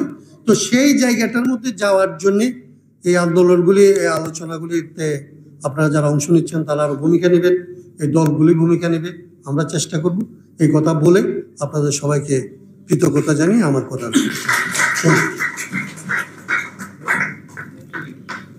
ধন্যবাদ অ্যাডভোকেট হাসনাত কায়েমকে। সংগ্রামী বন্ধুগণ, আমরা আর 15-20 মিনিটের মধ্যে আমাদের এই আলোচনা সভাটি শেষ করতে চাচ্ছি। আমাদের খুব অল্প সংখ্যক আমন্ত্রিত অতিথিবৃন্দ আছেন, বক্তব্য রাখবেন, তারপরে আমাদের সভা শেষ হবে।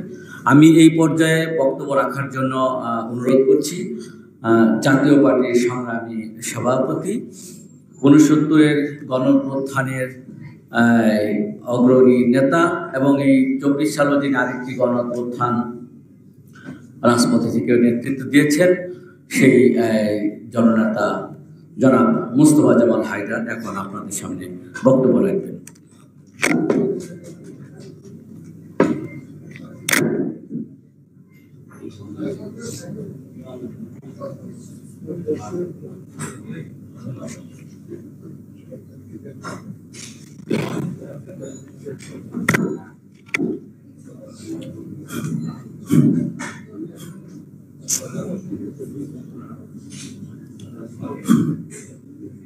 বিসমিল্লাহির রহমানির রহিম।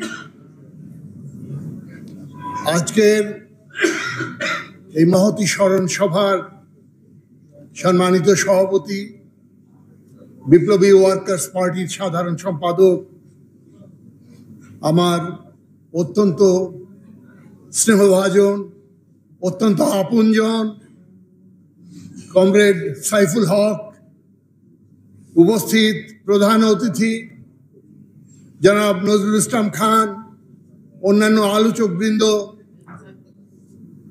সাংবাদিক ভাই বোনেরা, উপস্থিত সুধীমণ্ডলী, আসসালামু আলাইকুম। আজকের এই আলোচনা সভাটি ওয়ার্কার্স পার্টি যদিও তাদের দলের দুজন শহীদ এবং সেই সঙ্গে আরো যারা শহীদ হয়েছেন এই জুলাই আগস্ট বিপ্লবে তাদের স্মরণে ডেকেছেন, কিন্তু আমি মনে করি অত্যন্ত তাৎপর্যপূর্ণ এই মুহূর্তটি, কারণ 40 দিন হয়ে গেছে, একটা আত্মসমীক্ষার প্রয়োজন আছে। এই সভাটি অনেকটা তেমনি একটা আত্মসমীক্ষামূলক সভা হিসাবে পরিগণিত হতে পারে। বন্ধুগণ, আমরা এই সবার পক্ষ থেকে এবং আমার নিজের পক্ষ থেকে শহীদ আব্দুল লতিফ, বদিউজ্জামান, আবু সাইদ, মুগ্ধ এবং এমনি আরো শত শত বীর শহীদ যারা অকাতরে জীবন বিসর্জন দিয়েছেন এবং বাংলাদেশকে স্বৈরাচার মুক্ত করেছেন, তাদের স্মৃতির প্রতি গভীর শ্রদ্ধা জ্ঞাপন করছি। বন্ধুগণ, এই প্রসঙ্গে খুব স্বাভাবিকভাবে যে প্রশ্নটি এসে দাঁড়ায় যে বর্তমান যে সরকার, এই যে অন্তর্বর্তীকালীন সরকার যারা ক্ষমতা গ্রহণ করেছেন, তারা শহীদদের স্বপ্ন কতটুকু বাস্তবায়ন করতে পারবেন, অথবা তাদের উপরে এটা কতটুকু প্রয়োজন এবং উচিত, সেই প্রশ্নে আমি যাব না। তাদের যে টার্মস অফ রেফারেন্স, তাদের যে কর্তব্য, যে প্রত্যাশা তাদের কাছে দেশ, জাতি এবং জনগণের, সেটা হচ্ছে এই জঞ্জাল সরিয়ে দেশের বুকে বিরাজমান 16 বছরের সঞ্চিত ক্লেদ, গ্লানি, অগণতান্ত্রিক ব্যবস্থা, তাকে দূর করে জনগণের প্রতিনিধিত্বমূলক একটি সরকার প্রতিষ্ঠা এবং সেই লক্ষ্যে কাজ করা তাদের দায়িত্ব এবং কর্তব্য অত্যন্ত সীমাবদ্ধ। এ কথা ভুলে গেলে চলবে না যে সমস্ত সংস্কার, সমস্ত যে নতুন কিছু করার এবং একটি গ্লানিমুক্ত সমাজ গড়ে দেবে এই সরকার, এই প্রত্যাশা করাটা ঠিক না। আমার মনে পড়ে এই সরকার ক্ষমতা গ্রহণ করার পরে যমুনাতে প্রধান উপদেষ্টা এবং তার সঙ্গীদের সাথে দেখা করার জন্য আমাদের দলের পক্ষ থেকে আমরা যখন গিয়েছিলাম, মাননীয় প্রধান উপদেষ্টাকে আমি দুটি কথা বলেছিলাম যে মাননীয় উপদেষ্টা, মাত্র 7-8 দিন হয়েছে আপনি ক্ষমতা গ্রহণ করেছেন, ইতিমধ্যে দুটি ক্ষেত্রে আপনার সাফল্যের তারিফ করতে চাই আমি। একটি হচ্ছে ফাইন্যান্সিয়াল সেক্টর। এদেশের অর্থনীতি ক্ষেত্রে যে লুটপাট, দুর্নীতি, অরাজকতার সৃষ্টি করে গিয়েছিল, অনেকখানি তাকে স্ট্রিমলাইন করে নিয়ে এসেছেন এবং এই কাজের জন্য আপনি অর্থ মন্ত্রণালয়ের যাদেরকে বেছে নিয়েছেন, তারা আমাদের সময়ের ঢাকা ইউনিভার্সিটির সেরা অর্থনীতির ছাত্র এবং ঘটনাক্রমে তারা আমাদেরই পার্টি কর্মী ছিল। তাদের সততা, তাদের প্রজ্ঞা ইতিমধ্যে দেশের অর্থনীতি ক্ষেত্রে বিরাজমান যে সংকট এবং অরাজক অবস্থা অনেকখানি স্ট্রিমলাইন করেছেন। মাননীয় প্রধান উপদেষ্টা বললেন, এই প্রথম রাজনীতিবিদদের মধ্য থেকে একজনের কাছ থেকে কিছুটা প্রশংসার কথা আমি শুনলাম, যে আমি বললাম যে নিশ্চয়ই আপনাকে প্রশংসা করব আমরা, যে কাজ, প্রশংসার কাজ যা করবেন, কিন্তু সেই সঙ্গে আমি বলতে চাই যে আপনার বিভিন্ন কঠোর হবার যে কাজগুলি, সেইগুলি করার ক্ষেত্রে খুব সতর্ক থাকতে হবে। আমরা অতীতে দেখেছি ভুতুড়ে মামলা দিয়ে সারা দেশের মানুষকে, নিরীহ মানুষকে হয়রানি করা হয়েছে। এই কাজটুকু দয়া করে করবেন না। তিনি কথা দিয়েছিলেন এই ভুতুড়ে মামলা আমরা করব না, কিন্তু কার্যত দেখতে পাচ্ছি এখনো সেই ভুতুড়ে মামলা সমানে চলেছে। আমি আরো বলেছিলাম উইচ হান্টিং, সেই কোথায় কোথায় ভূত আছে খুঁজে বের করা, এটা আমার মনে হয় একটা ইন্টারিম গভর্নমেন্ট, একটা অন্তর্বর্তীকালীন সরকারের জন্য ঠিক না। অবশ্যই কথা ঠিক, বিগত সরকারের প্রেতাত্মা তারা সরকারের বিভিন্ন পর্যায়ে এখনো ঘাপটি মেরে বসে আছে, এখনো অরাজকতার সৃষ্টি করে চলেছে, তাদেরকে শাস্তি দিন। কিন্তু বেপরোয়া ভাবে আপনি সর্বস্তরে এই উইচ হান্টিং এবং ভুতুড়ে মামলা বন্ধ করেন। মাননীয় প্রধান উপদেষ্টা আমাদেরকে কথা দিয়েছিলেন সেটা করবেন। তারপরে অনেক ঘটনা ঘটে গেছে। এই 40 দিনে অনেক কিছু আমরা দেখলাম। আমরা আরো দেখলাম মাননীয় প্রধান উপদেষ্টার সঙ্গী সাথী যারা, তাদের অনেক লম্ফঝম্প আমরা দেখলাম, অনেক ফাউল কথাবার্তা যেটা তাদের মুখে মানায় না। ছোট মুখে বড় কথা মানায় না। তাদের আত্মত্যাগ, তাদের সংগ্রামী ভূমিকা, তার আমরা প্রশংসা করি, প্রাণ ভরে তাদের জন্য দোয়া করি। কিন্তু তাদেরকে বুঝতে হবে তাদের সীমাবদ্ধতা কোথায়। তারা যদি আজ রাতারাতি দল গঠন করার উদ্দেশ্যে সফর সূচি প্রণয়ন করেন এবং বিভিন্ন জায়গায় গিয়ে বেজ্জত হয়ে আসেন, সেটা সমগ্র জাতির বেজ্জত। ভাইয়েরা আমার, তাই ঘটছে। এটাকে বন্ধ করতে হবে। এই দেশকে মনে রাখতে হবে আরো দীর্ঘ পথ আমাদেরকে পাড়ি দিতে হবে এবং এই স্বৈরা আচারের দোষর যারা, তাদেরকে সমূলে উৎপাটিত করে আমরা যতটুকু তাড়াতাড়ি সম্ভব একটা অবাধ নিরপেক্ষ নির্বাচনের মাধ্যমে জনগণের প্রতিনিধিদের হাতে ক্ষমতা হস্তান্তর করা, এটাই আমাদের এই মুহূর্তের টার্গেট। এর থেকে বিচ্যুত হলে ঠিক হবে না। বন্ধুগণ, গতকাল বিকেল বেলা আমার নিকট অতীত জীবনের একটা শ্রেষ্ঠতম বক্তৃতা আমি শুনলাম, আপনারাও সকলে শুনেছেন। স্কাইপিতে নবীন জননেতা তারেক রহমান যে বক্তৃতাটা করেছেন, বাস্তবিক আমি মুগ্ধ। তিনি সেখানে কয়েকটা পয়েন্ট, যার ভিতরে একটা পয়েন্টই কেবলমাত্র আমি উল্লেখ করতে চাই।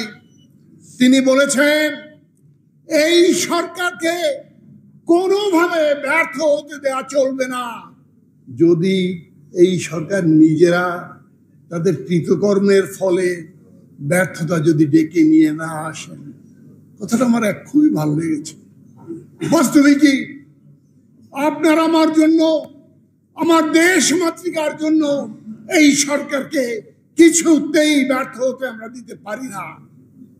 কিন্তু এই সরকারের মধ্যে যদি এমন কেউ বেশি বাড়াবাড়ি করেন, বেশি পাকনামি করেন, তাহলে ব্যর্থতা আপনারাই ডেকে নিয়ে আসবেন। এই কাজটা আল্লাহর হস্তে, এই কাজটা করবেন না। এতে শুধু আপনাদের ক্ষতি না, সারা দেশ, জাতি এবং জনগণের ক্ষতি। বন্ধুগণ, আমি মনে করি আসলে বাংলাদেশ সঠিক পথে চলেছে। কিছু কিছু ভুল ত্রুটি, কিছু ব্যতিক্রম যে কথার উল্লেখ আমি করলাম, সেগুলিকে ক্ষমা সুন্দর দৃষ্টিতে দেখতে হবে, তাদেরকে বোঝাতে হবে। এবং আমাদের এই মুহূর্তে একমাত্র শক্তি আমাদের ঐক্য, জনগণের ঐক্য এবং সারা বিশ্বের সহানুভূতি। আপনারা দেখেছেন, এই গত 2-3 দিনে দেখেছেন, পৃথিবীর প্রায় অধিকাংশ দেশ অর্থনৈতিক সাহায্য সহযোগিতা নিয়ে এগিয়ে আসছে। গতকালকে দেখলাম জার্মানি, তারাও 100 কোটি ইউরো অনুদান তারা ঘোষণা করেছে। আমাদের অসুবিধা নাই। যে ভারত আমাদের সাথে শত্রুতা করেছে, এখনো বাংলার স্বৈর শাসককে যারা লালন করছে, তাদের সুর নরম হয়ে গেছে। এটা লক্ষ্য করছেন নাকি? জয়শঙ্কর এক সপ্তাহ যাবৎ যে সমস্ত কথা বলেছিলেন, আজকের কাগজে দেখলাম তার সুর পাল্টে গেছে। তিনি বলেছেন যে আমরা এই নতুন সরকার, এই অন্তর্বর্তীকালীন সরকারের সাথে স্বাভাবিক রাষ্ট্রীয় সম্পর্ক বজায় রাখতে চাই এবং বন্ধুত্ব বজায় রাখতে চাই। এটা আমাদের জন্য অত্যন্ত সাংঘাতিক একটা আনন্দের কথা, প্লাস পয়েন্ট। কারণটা কি জানেন? কারণ তাদের নিজেদের দেশে আজকে মহা সংকটে নিপতিত তারা। আজকে মণিপুর, মিজোরাম সর্বত্র আগুন দাউ দাউ করে জ্বলে উঠেছে। আজকে মণিপুরে ভারতের পতাকা, জাতীয় পতাকা নামিয়ে ফেলে সেইখানে মণিপুরের পতাকা উত্তোলন করা হয়েছে। আজকে অরুণাচল প্রদেশের 60 মাইল অভ্যন্তরে আরেকটি রাষ্ট্রের সৈন্যবাহিনী প্রবেশ করে গেছে। তারা খুব ভালো নাই। কাজী আমাদেরকে একথা মনে রাখতে হবে, সাহসে বুক বেঁধে এবং আমাদের নিজেদের আভ্যন্তরীণ ঐক্য চোখের মণির মতো সেটাকে লালন করে সংরক্ষণ করে আমরা আমাদের স্বাধীনতা, সার্বভৌমত্ব জন্য লড়াই করে যাব। এবং এই সরকারকে আমি দ্বিতীয় যে ধন্যবাদটি দিতে চাই, একটা সঠিক পররাষ্ট্রনীতি, একটা সাহসী পররাষ্ট্রনীতি তারা গ্রহণ করেছেন, তার জন্য তারা ধন্যবাদ অর্হ। আমি আমার বক্তব্য আর দীর্ঘায়িত করতে চাই না।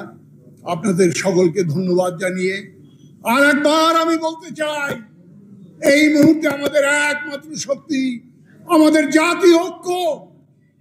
কোন প্রলোভন, কোন হঠকারিতা, কোন পাকনামির কাছে এই ঐক্য বিনষ্ট হোক, এটা আমরা হতে দেব না। আমাদের বিজয় অবশ্যম্ভাবী। আপনাদের সকলকে ধন্যবাদ।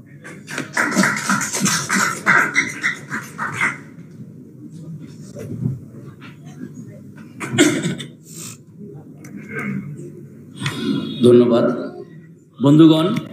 আমাদের আলোচনা সভাটি প্রায় শেষের দিকে। এখন আমি বক্তব্য রাখার জন্য অনুরোধ করব আরেকজন জ্যেষ্ঠ রাজনীতিবিদ, যিনিও 2টি সফল গণঅভ্যুত্থান প্রত্যক্ষ করেছেন, বাংলাদেশ জাতীয়তাবাদী দল বিএনপির স্থায়ী কমিটির সদস্য এবং বিশিষ্ট শ্রমিক নেতা জনাব নজরুল ইসলাম খান। ওনার পরপরই আমাদের পার্টির সংগ্রামী সাধারণ সম্পাদক সাইফুল হকের বক্তব্যের মধ্য দিয়ে এই আলোচনা সভাটি শেষ হবে। আপনাদের সকলের সহযোগিতার জন্য ধন্যবাদ।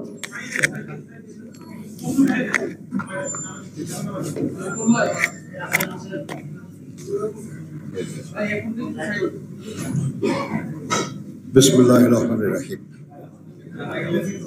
মাননীয় সভাপতি, সম্মানিত আলোচকবৃন্দ, প্রিয় সাংবাদিক বন্ধুগণ, উপস্থিত সুধীমণ্ডলী, আজকে আমরা বাংলাদেশ বিপ্লবী ওয়ার্কার্স পার্টি কর্তৃক আয়োজিত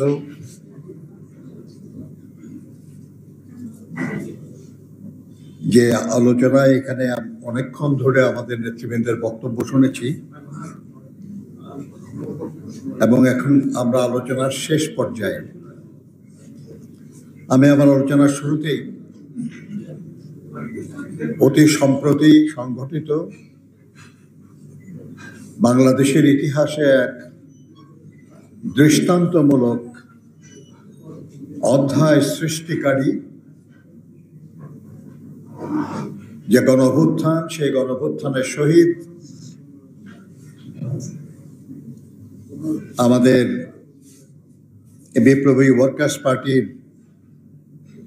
বদিউজ্জামান, আব্দুল লতিফ এবং অত্যন্ত উল্লেখযোগ্য শহীদ আবু সাইদ সহ যে হাজারো ভাই বোন, নারী, পুরুষ, শিশু জীবন দিয়েছেন, তাদের সবার স্মৃতির প্রতি গভীর শ্রদ্ধা নিবেদন করছি। যারা আহত হয়েছেন তাদের দ্রুত আরোগ্য কামনা করছি। যারা নানাভাবে ক্ষতিগ্রস্ত হয়েছেন তাদের ক্ষতিপূরণ এবং পুনর্বাসনের আহ্বান জানাচ্ছি। প্রিয় সাথীরা, আমি বলি মাঝে মাঝে যে এই বাংলাদেশে আমরা যারা জন্ম নিয়েছি আজন্ম লড়াই করার মানুষ আমরা। পাকিস্তান স্বাধীন হলো, মনে করেছিল যে মানুষ মুক্তি পেল, কিন্তু সেই 52 সাল থেকে আমরা রক্ত দেওয়া শুরু করেছি। ভাবুন কতবার আমাদের কত সন্তান, কত ভাই বোন জীবন দিয়েছে। স্বাধীনতা যুদ্ধে লাখো মানুষ জীবন উৎসর্গ করেছে, মা বোনদের সম্ভ্রমহানি হয়েছে, কিন্তু মুক্তি হয় নাই। আমরা গত প্রায় 54 বছর ধরে মুক্তিযুদ্ধের চেতনা নিয়ে তর্ক করে চলেছি। কি সেই চেতনা আল্লাহ জানে, যে এটা এখন পর্যন্ত একমত হওয়া গেল না। এখন আবার এই সম্প্রতি যে ছাত্র গণঅভ্যুত্থান হলো, এটার যে চেতনা সেটা বাস্তবায়নের ব্যাপারে এক একজন আমরা এক এক বক্তৃতা করে চলেছি। বন্ধুগণ, আমি তো বলি আর কি যে আমি তো পার্সোনাল বেনিফিশিয়ারিও। 5 তারিখে জেলখানায় বসে আমাদের বিজয়ের কথা শুনেছি। আমার পরবর্তী হাজিরার ডেট ছিল 19শে সেপ্টেম্বর, আগামীকাল। আপনারা বাইরে থেকে যদি আন্দোলন করে বিজয় অর্জন করতে না পারতেন তাহলে তো এখনো জেলেই থাকতে হতো। কাজে খোটা আমার এই দেশের মানুষ, একজন মুক্তিযোদ্ধা হিসাবে আমি বিশ্বাস করি যে এই দেশের সমগ্র জনগণ তারা যেমন মুক্তি পেয়েছে একটা দুঃশাসনের হাত থেকে, এই জন্য আমি যারা লড়াই করেছে, যারা নেতৃত্ব দিয়েছে, যারা জীবন দিয়েছে তাদের সবার কাছে কৃতজ্ঞ। কিন্তু ব্যক্তিগতভাবেও কৃতজ্ঞ যে এই লড়াইয়ে তারা বিজয়ী হতে না পারলে 6 তারিখে তো মুক্ত হতে পারতাম না। বন্ধুগণ, যে ব্যানারে লড়াইটা হলো, এটা হলো বৈষম্য বিরোধী ছাত্র আন্দোলন। রাজনৈতিক কর্মীরা অংশগ্রহণ করেছে, সমাজের সকল শ্রেণী পেশার মানুষরা অংশগ্রহণ করেছে, কিন্তু সামনে ছিল, ব্যানারটা ছিল বৈষম্য বিরোধী ছাত্র আন্দোলনের। বেসিক দাবিটা তো ছিল বৈষম্য বিলোপ। এটা একটা ছোট কথা না। এই বাংলাদেশে হাতে গোনা কিছু মানুষ ছাড়া আর বাকি সবাই তো বৈষম্যের শিকার ছিলেন, বঞ্চনার শিকার ছিলেন। ছাত্ররা বা শিক্ষার পরিবেশের ক্ষেত্রে বঞ্চনার শিকার হয়েছে, শ্রমিকরা কর্মসংস্থান কিংবা ন্যায্য মজুরির ক্ষেত্রে বঞ্চনার শিকার হয়েছে, যুবকরা তাদের কর্মসংস্থান কিংবা তাদের জীবন গড়ে তোলার যে সুযোগ, সেই সুযোগের ক্ষেত্রে বঞ্চনার শিকার হয়েছে, সৎ ব্যবসায়ী যারা তারা ঋণ কিংবা ব্যবসা পাওয়ার ক্ষেত্রে বঞ্চনার শিকার হয়েছে, সাংবাদিক লেখক যারা তারা মন খুলে লিখবে সেই সুযোগের থেকে বঞ্চিত হয়েছে। এরকম সবাই, সব শ্রেণী পেশার সব মানুষ বঞ্চনার শিকার হয়েছে, বৈষম্যের শিকার হয়েছে। তার থেকে মুক্তি পাওয়ার জন্য যে লড়াই, এই লড়াইয়ে এই জন্যই সবাই সম্পৃক্ত হয়েছিল।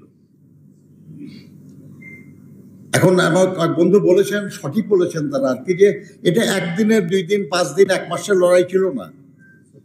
এটা একটা দীর্ঘদিনের লড়াইয়ের পরিসমাপ্তি ঘটেছে জুলাই আগস্টের আন্দোলনের মাধ্যমে। যেমন স্বাধীনতা যুদ্ধ মার্চ মাসের 26 তারিখে শুরু হয় নাই। আমরা সবাই বলি যে ভাষা আন্দোলনের মধ্য দিয়ে আমাদের স্বাধীনতা সংগ্রামের সূচনা হয়েছে। 62 ছাত্র আন্দোলন, 54 যুক্তফ্রন্টের নির্বাচন, 69 গণঅভ্যুত্থান, এই পথ ধরেই তো আমরা 71-এর মুক্তিযুদ্ধে দেশটাকে স্বাধীন করেছি। যারা স্বাধীনতার সংগ্রাম সংগঠিত করেছে তাদের অবদান যেমন আমরা স্বীকার করি, আবার যারা মুক্তিযুদ্ধে নিজেরা অংশগ্রহণ করে দেশটাকে স্বাধীন করেছেন তাদের অবদানও আমরা শ্রদ্ধার সাথেই স্মরণ করি। একইভাবে আমাদের স্মরণ করতে হবে যে এই লড়াইয়ে যারা জীবন দিলেন তাদের পাশাপাশি যারা গত 15-16 বছর ধরে গুম হয়েছে, খুন হয়েছে, লক্ষ লক্ষ মানুষ মামলার শিকার হয়েছে, গায়েবী মামলার শিকার হয়েছে, নানাভাবে নিগৃহীত হয়েছে, নানাভাবে অত্যাচারিত হয়েছে, এরা সবাই এই আন্দোলনেরই অংশ। শেষ পর্যন্ত আমরা এই লড়াইয়ে বিজয়ী হলাম। যাদের নেতৃত্বে এই বিজয়, তাদের প্রতি গভীর শ্রদ্ধা আমাদের, এবং তাদের সামনে রেখেই আমাদেরকে রাজনৈতিক কর্মী হিসাবে এই সিদ্ধান্ত নিতে হবে যে তাদের যে লড়াই, সেই লড়াইয়ের মূল আকাঙ্ক্ষাটাকে যেন আমরা ধারণ করতে পারি, আর যেন ভবিষ্যতে কেউ বৈষম্য বা বঞ্চনার শিকার হয়ে আবার ইনাদের মতো বিদ্রোহী হয়ে উঠতে না হয়।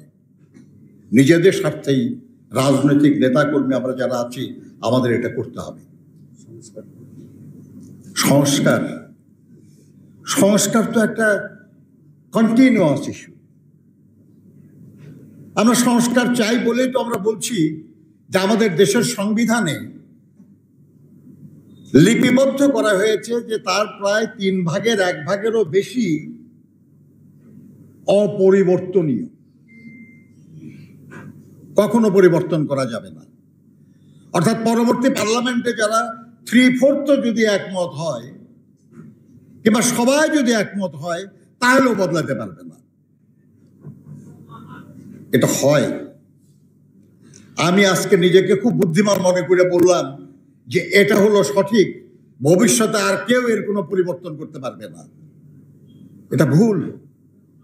আমার চেয়ে বিদ্বান, আমার চেয়ে বুদ্ধিমান, আমার চেয়ে দেশপ্রেমিক মানুষ ভবিষ্যতে কেউ এসে পরিবেশ পরিস্থিতি অনুযায়ী যদি কোনো পরিবর্তন করা উচিত মনে করে গণতান্ত্রিক প্রক্রিয়ায়, সেটা করতে পারে তারা। আজকে যে সংস্কারের কথা হচ্ছে, আজকে যে বৈষম্য বিলোপের কথা হচ্ছে, আজকে যে বঞ্চনা নিরসনের কথা হচ্ছে, তার জন্য যে পরিবর্তনগুলি করতে হবে, সেই পরিবর্তনে তো এমন অনেক কিছু আসবে যেগুলোকে অপরিবর্তনীয় বলে দেওয়া হয়েছে। হবে, কিন্তু এটা শেষ হয়ে গেল তা না। হয়তো এখন থেকে 10 বছর পরে আমরাই আবার সবাই চাইবো যে সেটার আবার কিছু পরিবর্তন, আর কিছু সংস্কার হতে হবে।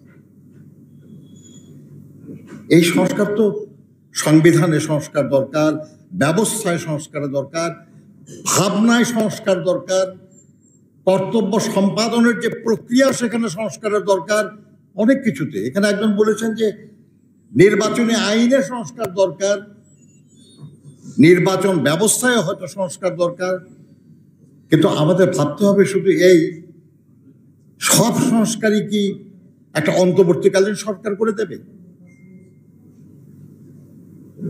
একটু আগে আমাদের একজন বন্ধু বলেছেন যে গণতান্ত্রিকভাবে নির্বাচিত জনগণের সরকারকেও অনেক কাজ করতে হবে, কিন্তু কি কাজ তারা করবেন এই প্রতিশ্রুতি তাদেরকে আগেই বলতে হবে, যাতে করে তার আলোকে জনগণ সিদ্ধান্ত নিতে পারে যে কাকে সেই পরিবর্তনের দায়িত্ব দেবেন। বাংলাদেশে নাই এটা, কিন্তু বিভিন্ন দেশে আছে। আপনারা শুনেছেন, আমি বেসিক্যালি শ্রমিক আন্দোলনের একজন কর্মী। আপনি জার্মানিতে যান, কোরিয়াতে যান, জাপানে যান, সেখানে নির্বাচনের আগে যারা ক্ষমতা প্রত্যাশী তারা সেখানকার বিভিন্ন যেসব পেশাভিত্তিক সংগঠন তাদের কাছে চিঠি লেখে।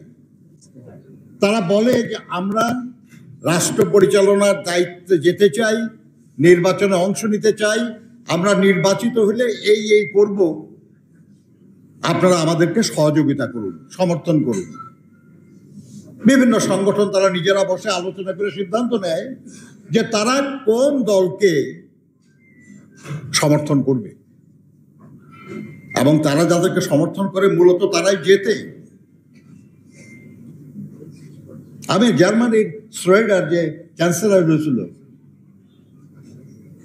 যে মিটিংয়ে তাকে সে এসে তার বক্তব্য রাখছিল আর কি ইলেকশনের আগে, আমি সেখানে উপস্থিত ছিলাম। কোরিয়ার রাষ্ট্রপতি নির্বাচনে কোরিয়ান ট্রেড ইউনিয়নের কাছে চিঠি লেখা হয়, জাপানের জেটিইউসি রেঙ্গোর কাছে চিঠি লেখা হয়। বাংলাদেশে আমাদের সংগঠনগুলিকে সেরকম করতে হবে যাতে করে আপনার মানে জিজ্ঞাসা করতে হয়। আপনি ইকবালের কবিতা হয়তো অনেকেই শুনেছেন, যে আমরা বলি আর কি যে ভাগ্য নির্ধারিত হয়ে আছে, এর কোনো পরিবর্তন হবে না। কেউ বলে যে হ্যাঁ হয়, দোয়া আছে, ভালো কেউ দোয়া করলে পরে হয় আর কি। ইকবালের কবিতাটা হলো যে खोदी को कर बुलंद इतना कि हर तकदीर से पहले खोदा बंदा से खुद पूछे बता तेरी रजा क्या है। অর্থাৎ নিজেকেই আপনি এত শক্তিশালী করেন যাতে খোদা আপনার নসিব ভাগ্য ঠিক করার আগে জিজ্ঞাসা করবেন যে বলো বান্দা কি হলে তুমি খুশি হবে। আমরা যারা লড়াই সংগ্রাম করেছি, এত জীবন যারা দিল, তাদের উত্তরাধিকার হিসাবে আমরা নিজেকে ততখানি শক্তিশালী করতে হবে যাতে করে যেই সরকারে যাক, সে যা কিছু করবে আমাকে জিজ্ঞাসা করে করতে হবে যে কি হলে আমি খুশি হব। বন্ধুরা আমার, এখানে যারা আছেন, গণতন্ত্র মঞ্চ সহ আমাদের এখানে অন্যান্য নেতৃবৃন্দ আছেন, আমরা সবাই মিলে একটা রাষ্ট্র সংস্কার বা রাষ্ট্র মেরামতের একটা 31 দফা বানাইছিলাম।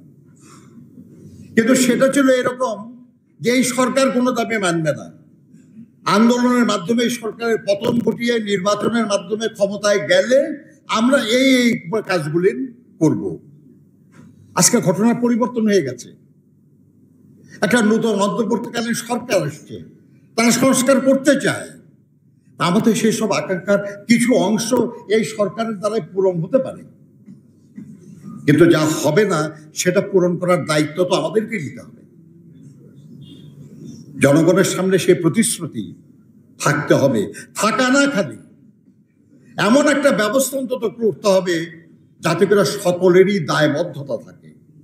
যারা সরকারে থাকবে তাদেরও দায়বদ্ধতা থাকবে, যারা বিরোধী দলে থাকে তাদেরও দায়বদ্ধতা থাকবে, যারা সাংবাদিক থাকবে তাদেরও দায়বদ্ধতা থাকবে, যারা লেখক থাকবে তাদেরও দায়বদ্ধতা থাকবে, সবারই দায়বদ্ধতা থাকবে। এবং দায়বদ্ধতা থাকবে জনগণের কাছে, তারাই সবচেয়ে রাজনৈতিকভাবে সব ক্ষমতার মালিকটা। আমি বিশ্বাস করি আগামী দিনে সেরকম একটা পরিস্থিতি আমরা অর্জন করতে পারব। এবং সমালোচনা করতে কোনো লাভ নেই। যারা আজকে দায়িত্বে আছেন আমি তাদের সাফল্য কামনা করি, এবং আমি বিশ্বাস করি যে তারা তাদের প্রতি অর্পিত যতটুকু দায়িত্ব সেটা পালন করে তারা মর্যাদার সাথে বাংলাদেশের ইতিহাসের অংশ হয়ে যাবেন। আপনাদের সবাইকে ধন্যবাদ। ধন্যবাদ সংগ্রামী সাথী বন্ধুগণ। আমাদের আলোচনা সভার শেষ বক্তা, আজকের এই সভার সভাপতি, গণতন্ত্র মঞ্চের অন্যতম শীর্ষ নেতা, এই 2024 সালের ছাত্র জনতা অভ্যুত্থানের রাজপথের লড়াকু সৈনিক, বাংলাদেশের বিপ্লবী ওয়ার্কার্স পার্টির সংগ্রামী সাধারণ সম্পাদক জননেতা সাইফুল হক এখন সমাপনী বক্তব্য রাখবেন। সমাপনী বক্তব্য রাখছেন জননেতা সাইফুল হক। বন্ধুগণ, আমরা আলোচনা একেবারে শেষ পর্যায়ে। আমরা চেষ্টা করব যথাসম্ভব অল্প সময়ের মধ্যে আনুষ্ঠানিকভাবে সভাটা শেষ করবার জন্য। সংগ্রামী জাতীয় নেতৃবৃন্দ, আমাদের বিপ্লবী ওয়ার্কার্স পার্টির কেন্দ্রীয় নেতৃবৃন্দ, সুধীমণ্ডলী এবং গণমাধ্যমের বন্ধুরা, আমি আপনাদের সবাইকে আজকের এই গুরুত্বপূর্ণ আলোচনায় আসার জন্য, অংশগ্রহণ করবার জন্য আমাদের পার্টির পক্ষ থেকে আমি শুভেচ্ছা জানাই। আমি এই শুরুতেই আমাদের পার্টির দুই শহীদ কমরেড বদিউজ্জামান, কমরেড আব্দুল লতিফ সহ, রংপুরের শহীদ আবু সাইদ সহ আমাদের মঞ্চের শরীক, গণসংহতি আন্দোলনের তাদের সাথে যুক্ত এবং ছাত্র ফেডারেশনের সংগঠক জুলফিকার শাকিল সহ আমাদের এই ছাত্র শ্রমিক জনতার গণঅভ্যুত্থানে নিহতদের প্রতি আরেকবার গভীর শ্রদ্ধা এবং সম্মান জ্ঞাপন করি। বদিউজ্জামান নিহত হয়েছিলেন 5ই আগস্ট নারায়ণগঞ্জের চাষাডাতে। একটা ছোট সন্তান আর স্ত্রীকে তিনি রেখে গেছেন। আর আব্দুল লতিফ শহীদ হয়েছিলেন 21শে জুলাই সিদ্ধিরগঞ্জে। আর তার লাশ আমরা পেয়েছি বেশ কিছুদিন পরে। এরকম তো তাদের সবার প্রতি এখানে গুরুত্বপূর্ণ আলোচনা হয়েছে। এই শহীদদের, তারা যে রক্ত ভেজা যে অভ্যুত্থান, এবার অভ্যুত্থানের মধ্য দিয়ে মানুষের যে আকাঙ্ক্ষা, অধিকার এবং মুক্তির একটা বৈষম্যহীন সমাজ, রাষ্ট্র, সরকার, সংবিধান প্রণয়ন করা, তৈরি করা। আমরা যারা অভ্যুত্থানের অংশীদার, জানবাজি করে গত 1.5 দশকের বেশি কাল ধরে যারা রাজপথে ছিলাম, সবার আমাদের অঙ্গীকার আমরা শহীদদের যে গণ আকাঙ্ক্ষা, অধিকার এবং মুক্তির যে আকাঙ্ক্ষা, সাম্যভিত্তিক গণতন্ত্রে বৈষম্যহীন সমাজ, রাষ্ট্র, সরকার এবং একটা গণতান্ত্রিক সংবিধান প্রতিষ্ঠার যে লড়াই, তাদের রক্তের প্রতি আমাদের অঙ্গীকার হচ্ছে লড়াইকে শেষ পর্যন্ত আমরা এগিয়ে নেব।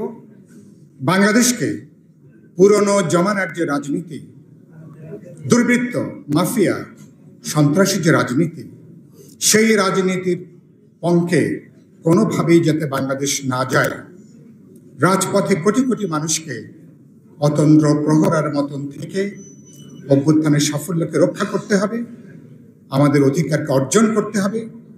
21শ শতাব্দীর উপযোগী গণতান্ত্রিক, মানবিক, দায়বদ্ধ সমাজ, রাষ্ট্র, সরকার প্রতিষ্ঠার যে কাজ, সেই কাজ আমরা অব্যাহত রাখব। আমি কিন্তু সরকারকে দেখছি, আমরা এই কাজে অন্তর্বর্তী সরকারের প্রতি আমাদের সমর্থন আমরা অব্যাহত আছে। আমরা কিন্তু সরকারের মধ্যে আমরা একটা অস্থিতিশীলতা লক্ষ্য করেছি। সরকারের মধ্যে কিছুটা নার্ভাসনেসও আমরা খেয়াল করছি, কিছুটা সমন্বয়হীনতা, এটা আমরা লক্ষ্য করছি। কারো কারো অতি কথন, অতি বাচন, এটা আমরা লক্ষ্য করেছি।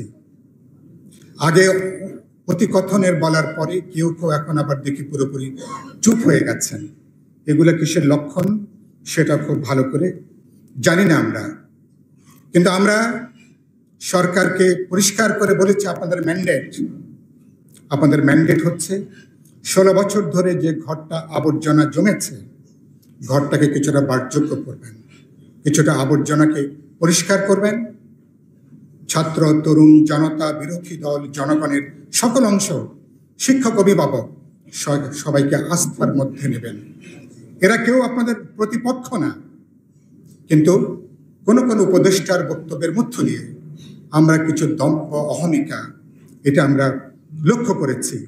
তাদেরকে অনুরোধ করব বিনয়ী হবার জন্য, তাদেরকে অনুরোধ করব তারা আরও বেশি সংবেদনশীল হবেন, আরও বেশি সতর্ক হবেন এবং আরও বেশি দায়িত্বশীল ভূমিকা তারা সেখানে পালন করবেন।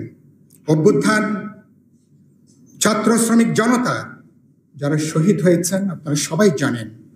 আমার ছাত্র তরুণদের পাশাপাশি শ্রমজীবী শ্রমিক সাধারণ মানুষ, নিম্নবিত্ত মানুষ, তারা হচ্ছেন কয়েক গুণ তারা, কিন্তু তাদের কোনো প্রতিনিধিত্ব অন্তর্বর্তী সরকারের চৌহদ্দির মধ্যে নাই, তাদের কোনো ক্ষমতায়ন হয়নি এবং তাদের সাথে অন্তর্বর্তী সরকার এখনো অনেকখানি দূরত্বে।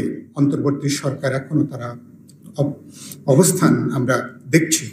সেজন্য আমরা বলতে চাই, যারা শহীদ হয়েছেন, যে শ্রেণী শ্রমজীবী মেহনতি মানুষ, তাদের অধিকার মুক্তির আকাঙ্ক্ষাকে বিবেচনায় নেবেন, তাদের জরুরি বাঁচার দাবিগুলোকে হিসাবের মধ্যে নেবেন এবং এখনো যারা আহত হয়েছেন, যারা এখনো পর্যন্ত ধুকে ধুকে মরছেন, এখন অনেক শহীদ আছেন যারা এখনো গণমাধ্যম রাজনৈতিক দলগুলোর মনোযোগের বাইরে আছেন, তাদের অনতিবিলম্বে তালিকা করা দরকার। আহতদের উপযুক্ত চিকিৎসা দরকার। মুক্তিযুদ্ধকালীন যেভাবে ৭২-৭৩ সালে অনেককে পঙ্গু মুক্তিযোদ্ধা থেকে বিদেশে পাঠানো হয়েছিল, তাদেরকে প্রয়োজন বোধে উচ্চতর চিকিৎসার জন্য তাদেরকে বিদেশে নেওয়া দরকার। পরিবারগুলোর আর্থিক এবং সামাজিক তাদের একটি পুনর্বাসন আজকে অত্যন্ত জরুরি এবং এই শহীদদেরকে রাষ্ট্রীয় সম্মান, স্বীকৃতি, মর্যাদা দিয়ে তাদের এই যে আত্মদানের যে গৌরব, এই গৌরবটাকে ধারণ করা দরকার জাতি হিসাবে। আমরা খেয়াল করেছি, ফলে এই অর্জনের সাথে এই যে গণঅভ্যুত্থানের যে রায়, এই রায়ের বিরুদ্ধে কারো দাঁড়ানোর কোনো সুযোগ নেই। স্বৈরতন্ত্র বিদায় নিয়েছে সত্য, কিন্তু আমরা ৭২ সালে একবার সুযোগ তৈরি হয়েছিল, ৯০ সালে আরেকবার সুযোগ তৈরি হয়েছিল বাংলাদেশকে আধুনিক গণতান্ত্রিক মানবিক সমতা ভিত্তিক দিকে নিয়ে যাবার জন্য, কিন্তু সেই আকাঙ্ক্ষাটা আমরা তার বিরুদ্ধে রাজনৈতিক দলগুলো অবস্থান নিয়েছে।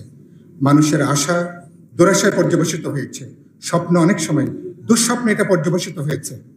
এবারকার ২০২৪-এর গণঅভ্যুত্থানের যে স্বপ্ন আকাঙ্ক্ষা, কোনোভাবেই যাতে এটা দুঃস্বপ্নে দুরাশায় যাতে পর্যবসিত না হয়, বিপ্লবী ওয়ার্কার্স পার্টি, গণতন্ত্র মঞ্চ, বিএনপি সহ যারা এদিকে আছেন, যারা রাজপথে আছেন, সবাইকে অতন্ত্রী প্রহরীর মতন করে এটাকে পাহারা দেওয়া দরকার। এবং সেই কাজ করতে যে আমরা বলেছি আপনারা প্রয়োজনীয় কাজগুলো হাতে নিন। এর মধ্যে সরকার আমরা খেয়াল করেছি কিছু আয়ুর্বেদিক ব্যবস্থা, কিছু হোমিওপ্যাথিক ব্যবস্থার মধ্য দিয়ে তারা এই যে অস্থিতিশীল নৈরাজ্যিক কোনো ক্ষেত্রে অবস্থা তৈরি হয়েছিল, এ ব্যাপারে তারা কিছু ব্যবস্থা গ্রহণ করেছিলেন, কিন্তু সেটা পর্যাপ্ত বিবেচনা হয়নি। গত রাতে সেনাবাহিনীর কমিশন অফিসারদেরকে এবং তাদেরকে ম্যাজিস্ট্রেসি ক্ষমতা দিয়ে গতকালকে মেট্রোপলিটন এলাকার বাইরে দেশব্যাপী তাদেরকে দায়িত্ব পালন করবার জন্য প্রজ্ঞাপন জারি করা হয়েছে। আমি এটাকে দেখতে চাচ্ছি কিছুটা অ্যান্টিবায়োটিকের মতন একটা ব্যবস্থা, যেহেতু হোমিওপ্যাথি আয়ুর্বেদিতে আমরা অনেকগুলো ব্যবস্থা গ্রহণ করতে পারিনি, কিছুটা অ্যান্টিবায়োটিক ব্যবস্থার মতন করে দ্রুত ফলাফল পাওয়ার জন্য, দ্রুত কার্যকর ফলাফল যাতে নিশ্চিত করতে পারি, সেজন্য বোধ করি এই তাদেরকে ম্যাজিস্ট্রেসির ক্ষমতা দিয়ে তাদেরকে দেশব্যাপী তাদেরকে এখন দায়িত্বটা দেওয়া হয়েছে। যে কোনো অ্যান্টিবায়োটিকের কিছু পার্শ্ব প্রতিক্রিয়া থাকে। আমি আশা করব আমরা এই সেনাবাহিনীকে যে ম্যাজিস্ট্রেসি পাওয়ার দিয়ে যে ব্যবস্থাটা করা হয়েছে, আশা করি এর বড় ধরনের কোনো নেতিবাচক কোনো পার্শ্ব প্রতিক্রিয়া হবে না। তারা তাদের ক্ষমতার মধ্যে, এখতিয়ারের মধ্যে তাদের যেটুকু পেশাগত দায়িত্ব, সেই দায়িত্বের মধ্যে তারা কাজ করবেন। তারা আমাদের জনগণের উপরে ভরসাটা জাগিয়ে তুলবেন। পুলিশ ও আইন শৃঙ্খলা রক্ষাকারী বাহিনীর মনোবল বাড়িয়ে তুলবার ক্ষেত্রে তারা উদ্যোগী ভূমিকা পালন করবেন। এবং এই প্রসঙ্গে পরিষ্কার করে বলতে চাই, আখেরে এখানে পুলিশ এবং গোটা আইন শৃঙ্খলা রক্ষাকারী বাহিনীর তার একটা গণতান্ত্রিক তার একটা সংস্কার দরকার।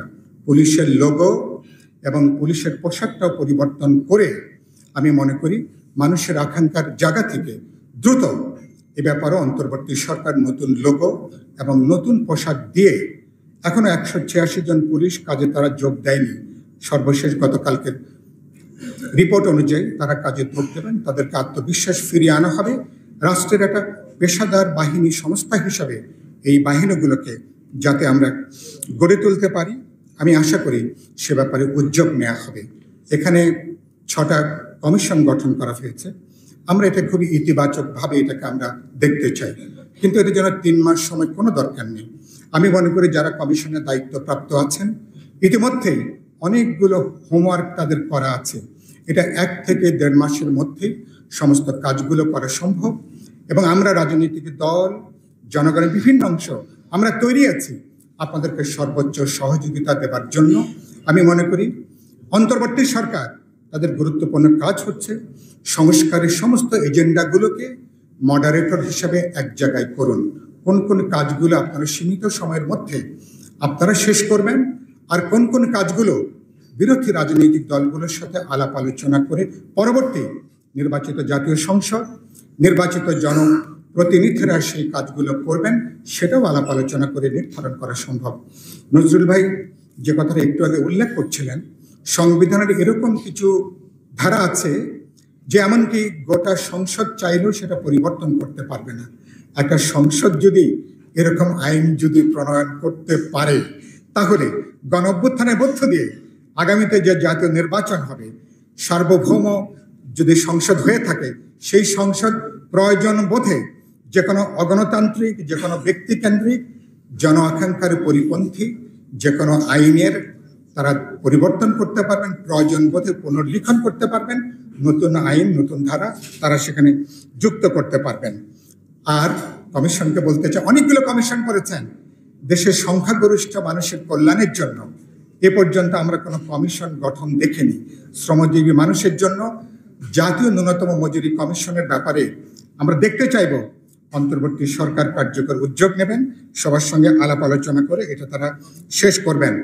আর শেষে 2টো বাক্য, একটি বাক্য হচ্ছে রাজনৈতিক দল করবেন, কোনো অসুবিধা নেই। যে কোনো নাগরিক, প্রজাতন্ত্রের যে কোনো নাগরিক, যে কোনো মানুষ তারা রাজনৈতিক দল তারা করতে পারবেন, কিন্তু এই সরকারে, কিন্তু অন্তর্বর্তী সরকারের থেকে, তার বাতাবরণে থেকে রাষ্ট্রীয় প্রত্যক্ষ বা পরোক্ষ কোনো বাতাবরণ, কোনো সুযোগ সুবিধা নিয়ে রাজনৈতিক দল বা প্ল্যাটফর্ম করবার কোনো সুযোগ নেই। নাই কেন? কারণ অন্তর্বর্তী সরকারকে ভবিষ্যতে তাদের অধীনে একটা বিশ্বাসযোগ্য জাতীয় নির্বাচন তাদেরকে নিশ্চিত করতে হবে। তারা যদি বিশেষ কোনো দল, কোনো মতাদর্শে তারা যদি পক্ষ অবলম্বন করেন, তাদের যে নিরপেক্ষ চরিত্র, সেই চরিত্র তারা কিন্তু হারিয়ে ফেলবেন। সুতরাং সেটা হারিয়ে ফেললে আগামী জাতীয় নির্বাচনও প্রশ্নবিদ্ধ হতে পারে, আগামী জাতীয় নির্বাচনে কিন্তু বিতর্কিত হবার আশঙ্কা থাকবে।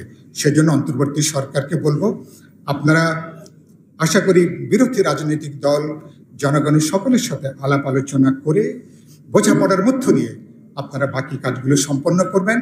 আমি দেখতে চাইব অন্তর্বর্তী সরকার বিরোধী রাজনৈতিক দলগুলোর সাথে কোনো ধরনের বিরোধ বৈরিতায় তারা জড়িয়ে পড়বেন না।